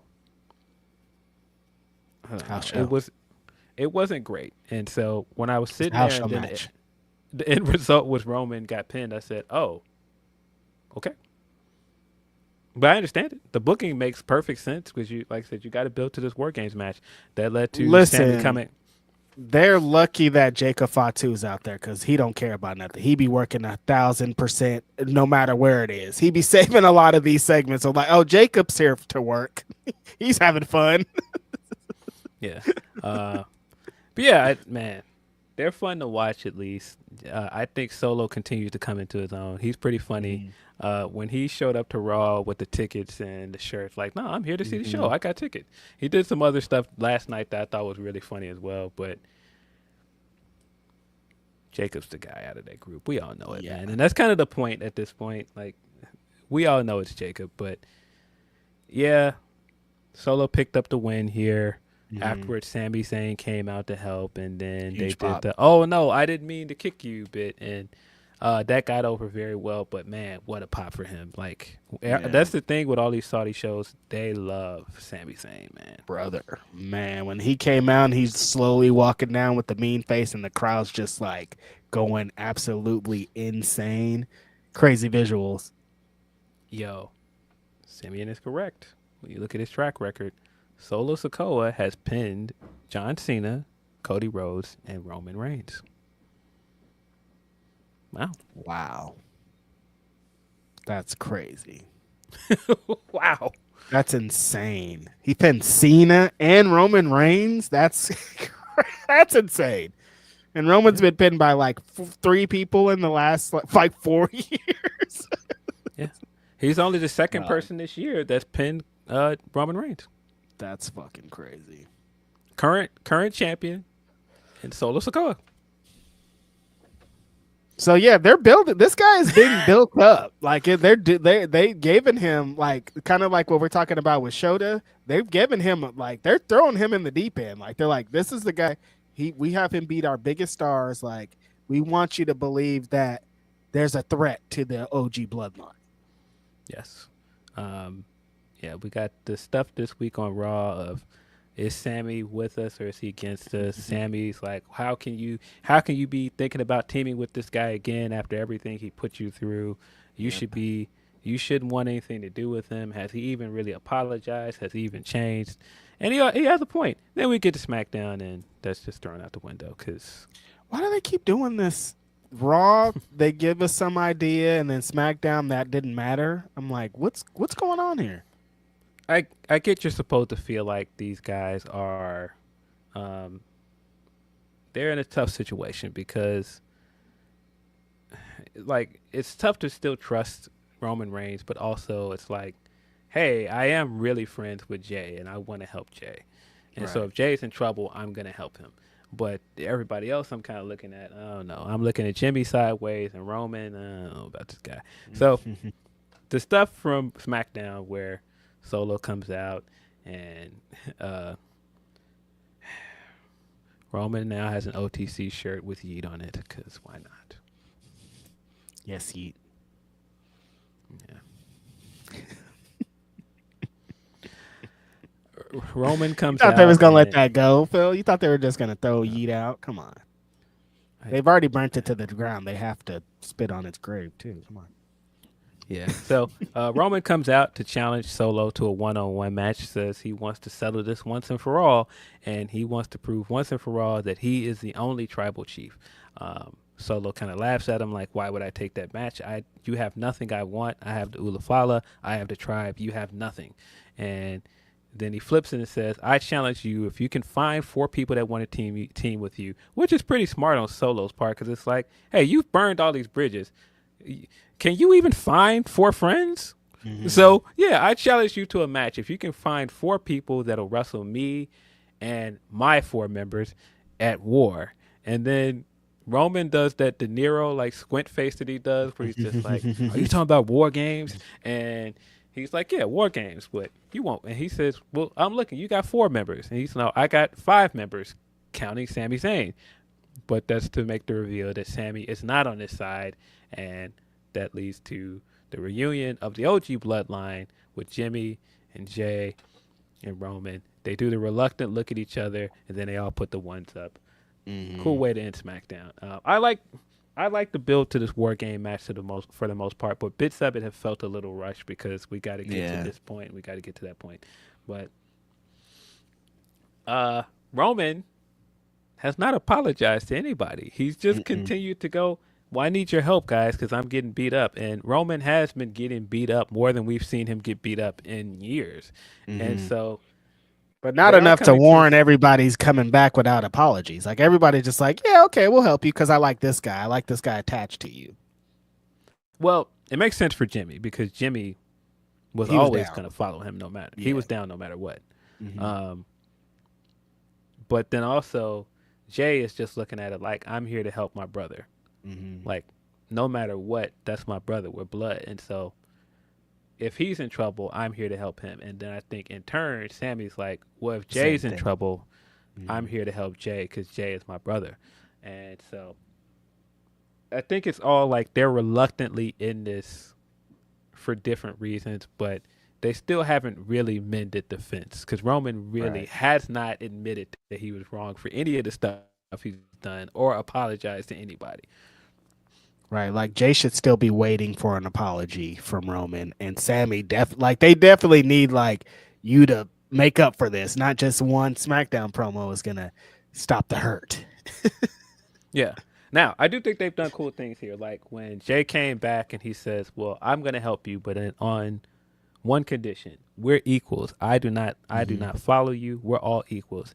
And so to have that reaction to him at Crown Jewel, it very much feels like he's an equal because when he came out there, that pop for him was huge. When he was standing on the turnbuckle and he was leading the crowd and Roman was standing there looking like, "Oh no, he's out of here." Like Roman had to like admitted to himself like, "Wait a minute, like this dude might be on to something. Like I didn't know he was that over there. Like he came back and he's the man." Mm-hmm.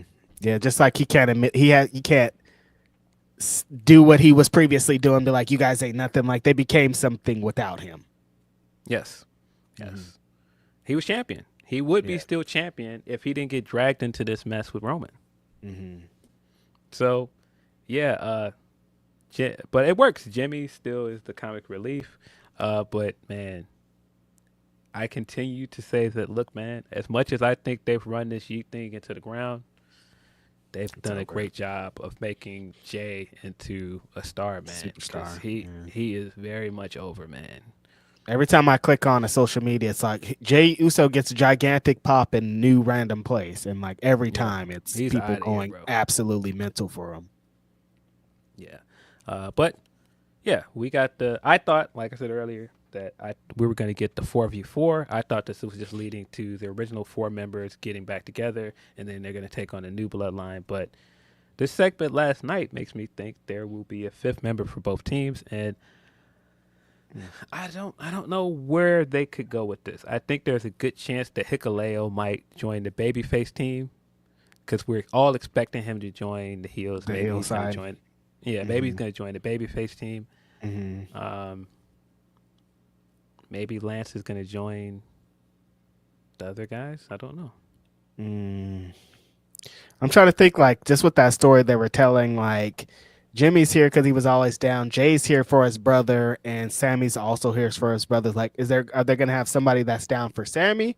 Are they gonna have somebody that those guys put down that's trying to come back, like Drew McIntyre? I don't know. Like, what direction do they go from here?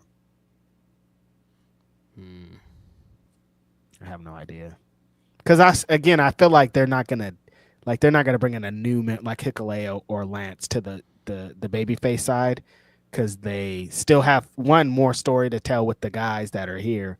And I think establishing a new guy over there is just hard with those big personalities. Like, you can't establish a new guy next to Roman Reigns. Yeah. I don't know, man. Like, that's why I'm wondering. It's got to be like an ally. Maybe it's a Heyman guy that they just add.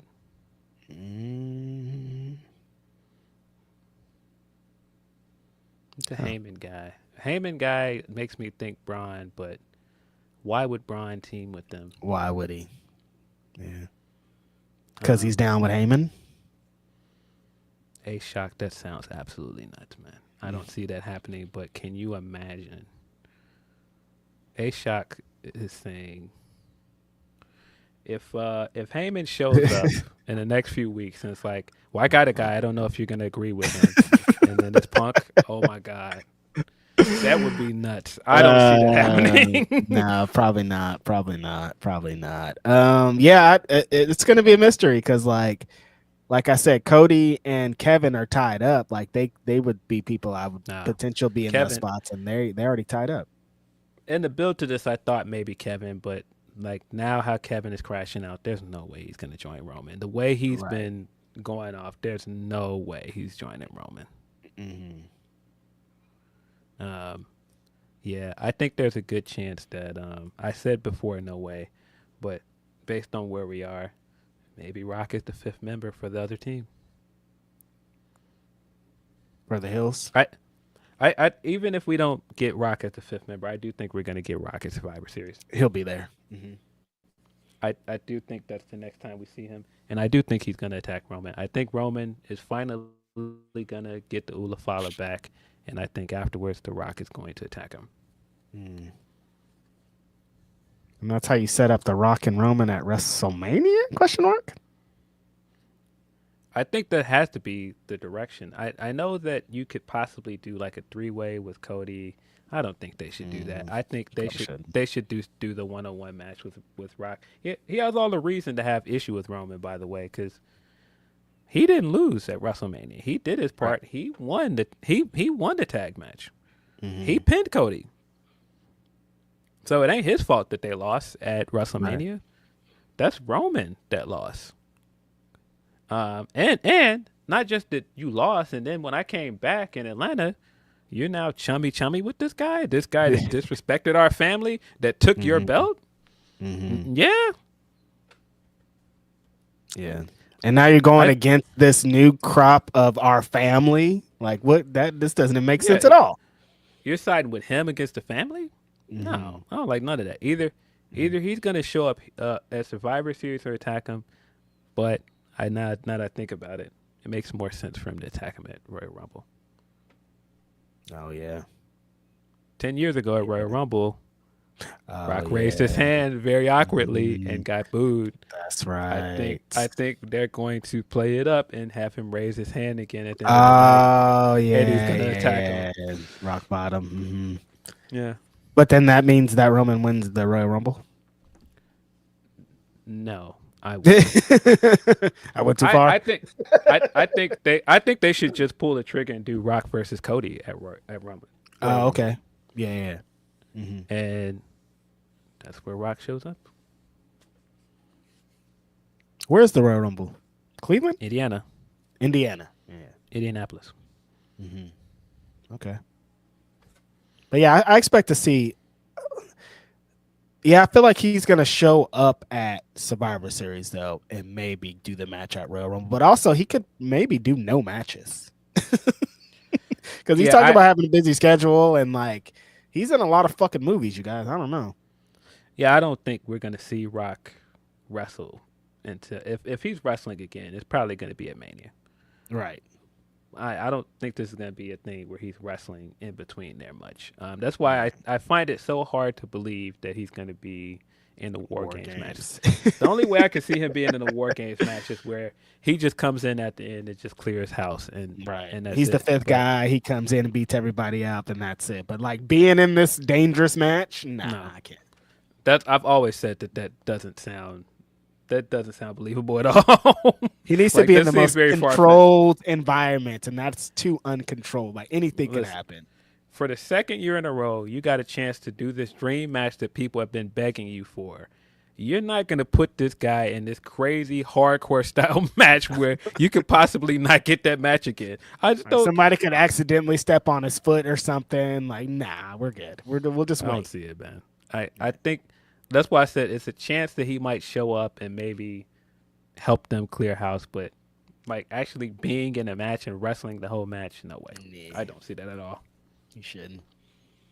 He should not. Interesting, though. The bloodline stuff seems to be at the point where people want it to be again. When Roman left, and there was a little bit of trying to establish who the new bloodline is, people were a little down on it, but it feels like they're back up on it with getting Lusos back together, getting Sammy back in, Roman's at full thing. Like it feels like this is where the people wanted the story to be.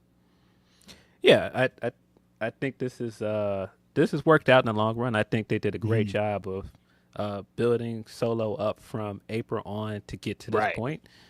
But next year, I don't know how much longer you can do this bloodline thing, man. I think we can't have another year of this. That's a fact, dog. Like this is crazy. I don't know how much more story we got, but right now it's been interesting. It's been fun to watch. It's been cool to watch Solo develop. Tama Tonga has continued to be very, very entertaining. Tonga Loa is unintentionally funny as usual. And, man, Jacob's that guy, man. I'm sorry. Jacob's that guy. Hikuleo kind of does give up babyface vibes, though. I could see him on the babyface side. He just has, like, that smile sometimes and, like, his look. Like, he might work as, like, the big on the babyface side. So, I don't know. Yeah, that's what I think. I think there's a very good chance he could join the babyface side and then end up just going to NXT after that. Yeah, right. Just so like we needed him for this, but he's going to go down here and cook for a little bit. Yeah, that does make sense. Yeah. Or, maybe all of this stuff on Friday was just a red herring and there isn't going to be a fifth member. It's just going to be a 4v4. But I don't know why you would mention that whole thing just to potentially tease us on Sammy joining them, which nobody believed. Right. Yeah, I mean, that could have been the deal. Like, he could have just been saying, this is my fifth member because he thought Sammy was going to be it, and it's just going to be the 4 on the other side. Because 4 versus 4 does make more sense, I feel like. Because you're just trying to, you're going to tell some kind of, trying to establish whatever that story of the fifth member, I just feels like clouds up too much of you. Got the story in the ring already. Like, you don't even really need any extras at this point. Yeah. They did a really cool camera shot last night. Well, they did the one at Crown Jewel as well, where Roman is sitting in the ring and Sammy is behind him, and it mirrors Cody losing from WrestleMania 39. But they did a really cool shot of the Ulafala being in the corner while all of this stuff is happening. And Roman had completely forgotten about it because the implication is he's more interested in bringing his family back together to beat them. And I don't know what that means. I don't know if I fully buy into that Roman has really changed because he's doing a lot of things that lead me to believe that he has not changed. I think the funniest angle of that was when Solo was like, yeah, you could just acknowledge me. And he's like, or what?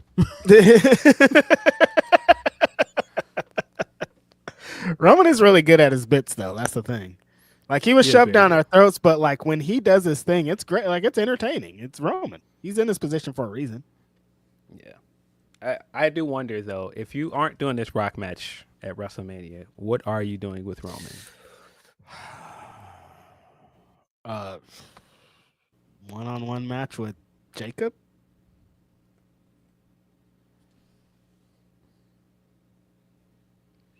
That could work. Yeah. Hey, war hero, yo. Oh, come on.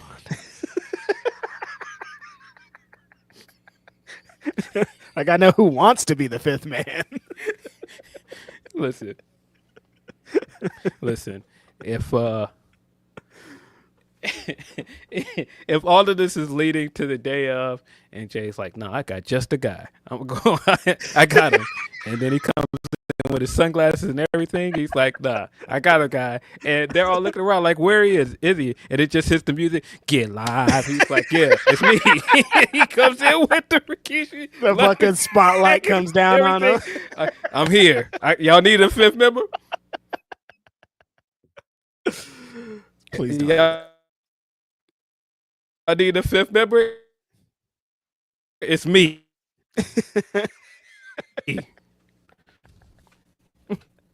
Please don't, you guys. Sick individuals. Nah, that's what's happening now. The War Games match is ending with them doing the too cool bit with them dancing in the middle of the ring. The Usos want to do it bad, but I don't know. Roman's going to look weird out there. Nah, dog. That's where this is all going. They're all gonna they're gonna hit the. That's crazy. With the hat, the Michael Jackson hat and the glasses, the yellow glasses. Yeah. Roman's gonna go put on like a Jake Hager black bucket hat, and he's gonna just like Black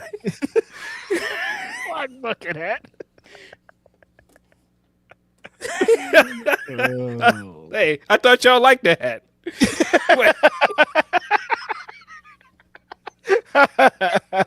Y'all got mad at me, but I thought y'all liked that hat, man. Y'all got mad at me when I said it was stupid. Yeah. No, if it's in black, it'll be different though. It's like Run DMC. Nah, that sounds absolutely nuts. Rikishi showing up sounds great. That's insane.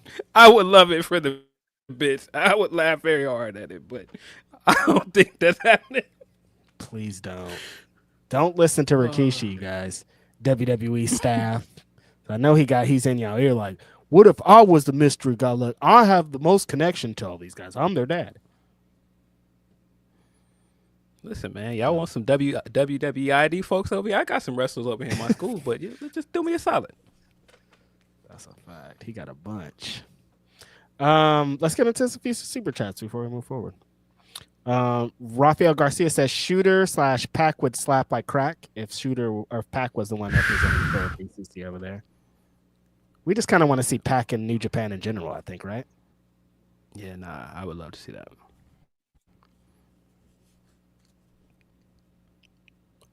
Hey, what's over there says, really hope Wrestle Dynasty we get Joe versus Cobb or Oleg and Rush, Muertos, Drilistico versus Naito, Titan, and Hiromu.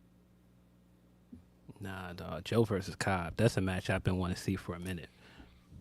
They keep playing with us. It feels like they cheese us, and Jeff Cobb talks about it, and feel like we're going to get it, then we don't get it. Yeah. When they were doing that whole television title stuff, I thought it was going to happen. Crazy. Leonard Aaronson III says WWE storytelling is just put fries in the bag. Hey, man. No comment. I mean, some of the stuff is not hidden, but like I said, the Yeet stuff, I think they've run it into the ground, but I think a good amount of this stuff is cool. Yeet. And then hey, what's over there says KO is the only person who has been consistent in their feelings about Roman and everything. KO, Kevin Owens. Yeah. I mean, that's his character. He's looking around like, what are you guys even talking about? Like, you guys are really going to team up with that guy again? Everybody just falling in line. It's weird. Yeah. That's all of our super chats. Appreciate y'all. Let's see. Got a few more Humper chats, and I believe we are going to get on up out of here. Yeah, we're out. See, from Van Twin Blade, he says, hug your queer friends, hug your Black, Latino, Asian, and immigrant friends. Remember the people in your lives that celebrate causing the pain that's coming reminds them it's their fault when the pain comes. Yeah, sometimes the "I told you so" don't really hit the same when Right. it's everything is burning down around you. Not the time. Yeah, though. sometimes the timings on those "I told you so's" don't be right, man. Right. And I'm a person that believes in an "I told you so," man. There's nothing I enjoy more than "I told you so." Sometimes, sometimes it's cool to keep it. It's all right. Sometimes you got to read the room on your "I told you" shows, though. Yeah. From Smiley BWR, morning boys. Hope y'all are doing well. About to go hang with my little bro. That is Alec Kane. Tonight is MLW. Should be a great show. Hi, Reggie. I forgot that MLW show is here tonight. Completely forgot. Hello, Tracy, my friend. Smiley. Hope you have a great time out there. Shows how much MLW is in motion because I was like, damn, they got a show. That's crazy. I completely forgot that was here tonight. Oh yeah, you were the one last talking to me about the MLW too. That's funny. Completely forgot it. Completely forgot that was this weekend. It's been a long That's week. right. That is hilarious. Like, oh, this guy was the one telling me about it actually. Completely forgot. From Wanga. Good day, fellas. How about the Ichiban Sweet Boys, Sonata jumping ship? Well, at least those just 4 guys shirts they sold before you joined are correct again. We also getting Takeshita and Shingo. Yeah, man, I forgot they did initially sell those just 4 guys. They can go back to that. Just 4 guys. Worse than just 5 guys, I think. Yeah. Got another one from Smiley BWR. She says, Heels Have Eyes 3 was crazy. It wasn't what I was expecting from a wrestling show, which is a good thing. My section smelled like smoke, Black and Miles, and Modelo's. The after party at the club was not fun, but I digress because I'm old. Yeah, that's you. I went home. Mm-hmm. They was like, after party? I was like, nah, I'm cooked. I'm going home. Yeah, I'm cooked. I see y'all later, man. I was typing in the address on my Uber when people were talking about it. They were like, oh, it's an after party. I was like, oh yeah. No, this Uber has taken me home, big dog. I'm cooked as hell. I'm going home, bro. I'm out of here. After party. You know what time it is? Yeah. Nah. Appreciate you, Smiley. From Veronica doesn't use loofahs. Why?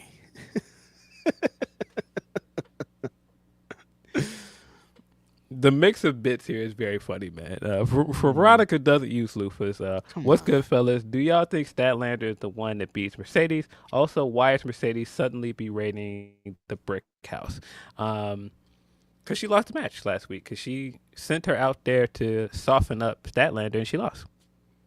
Yeah, she didn't do the job that she That's why. paid Camille to do. She tried to get her to run her over. She didn't do it. She tried to get her to just soften her up or beat her in the match, and she didn't do that. So she's playing into the character. Yeah. I don't think the Statlander is going to beat her. I think that Mercedes is going to hold that belt into next year, if I had to guess. I feel like you might need I feel like it's going to be a long title reign for Mercedes, but like what if like Stat upsets her and then she gets it back type thing. Like I think there needs to be like an upset in here. And Stat might be the one. Stat's been set up pretty good. Like I feel like after the match, people are going to be like, "Damn, we forgot about Stat," and like the match is going to be so good. Might convince people that she needs to be champion again, but probably not though. Yeah, those are all just hopes and dreams. Yeah, I think the match is going to be very good though. Mm-hmm. Match is going to be fire, super fire. Yeah, that is all of our Humper chats. Appreciate you guys. We got a couple more super chats and we're out. Hey, what's over there says also Kenta versus Shibata for Wrestle Kingdom or Wrestle Dynasty. I don't know what Shibata represents at this point. Is he an AEW guy? I don't know, man. They very much I don't know. They very much distanced themselves from Shibata, so I don't know if I see that happening. All right. I would like to see it happen, but I don't know if we will. I want to see it bad, but I don't know if Shibata's down anymore. I don't think they're down because they very much were like not trying to put him in a wrestling ring. That's why he went to AEW. Yep. And So, then I our don't know. I don't see it happening. last super chat of the day is from Kid Cudi, who says, "Yo, Reg, how do you feel about them ratings this week?" I don't care about ratings. Kid Cudi is funny. That's Yeah. funny. Yeah, I don't. I know what this is. What people want. Like they want to do the ratings discourse. But if you've been watching this show since day one, you know that I do not care about ratings discourse at all. I used to, but I care about them even less now because like they don't mean anything. Yeah, I just don't care. They mean something to somebody, but they don't mean anything to me. They're supposed to mean something to people in boardrooms that these numbers matter to. But as a fan, I don't care. I never I have. don't care. I cared in 1998. That was fun, but now I don't give a shit. Yeah, I think there's a good amount of Twitter discourse that made the ratings discourse even worse. Yes, very correct. It got really bad. Mm-hmm. But if you don't want to see any of that, Blue Sky, man, it's cool. Come on over to Blue Sky where people are not talking about ratings or any of that stuff. Blue Create Sky. your What's that song? account. Talking about Blue Sky. Something, something. It's like that on Blue Sky. I don't know what song you're talking about, bro. I've never heard this before. I barely knew what song I was talking about, actually, from the sound of it. But yeah, before come to we Blue get out- Sky, come to Discord, come somewhere dope where it's not awful. Before we get out of here, because I just thought about this because you started singing it. Did you see Freeway singing the lyrics to Reading Rainbow? No, I didn't see this. Apparently, he met LeVar Burton somewhere, and he was standing out there talking to him. He was like, "Yeah, I grew up on you," and then he started singing the theme song to Reading Rainbow. Butterflies in the Sky. Yes. I have to look it up. I haven't seen it. No, it's great. It's great. He's like legit starts singing the song. Dog. I mean, we all know what LeVar Burton did for so many of us, and Reading Hero, Rainbow. man. So, like, I feel him. I'd He's a probably do hero, the same man. thing if I saw him. Are you bust into that? You bust into words? I can fly twice as high. Take a look. It's in a book, Reading Rainbow. I mean, everybody knows it. If you're of our generation, at least. Yeah, it just was funny to see Freeway of all people doing it. It was so funny. What a great clip, man. Yeah. Shout But out yeah, to Freeway. appreciate you.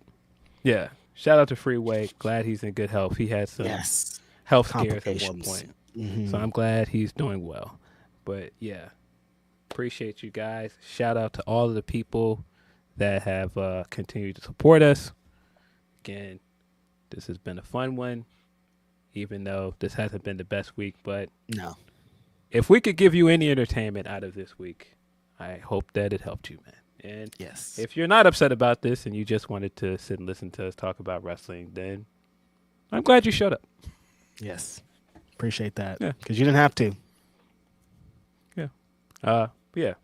Appreciate you guys as always. This has been Grapsody. I'm Phil Lindsey. This is Righteous Reg. Thank you to Santana as well. Before we get out of here, appreciate you again for the interview. We are out of here.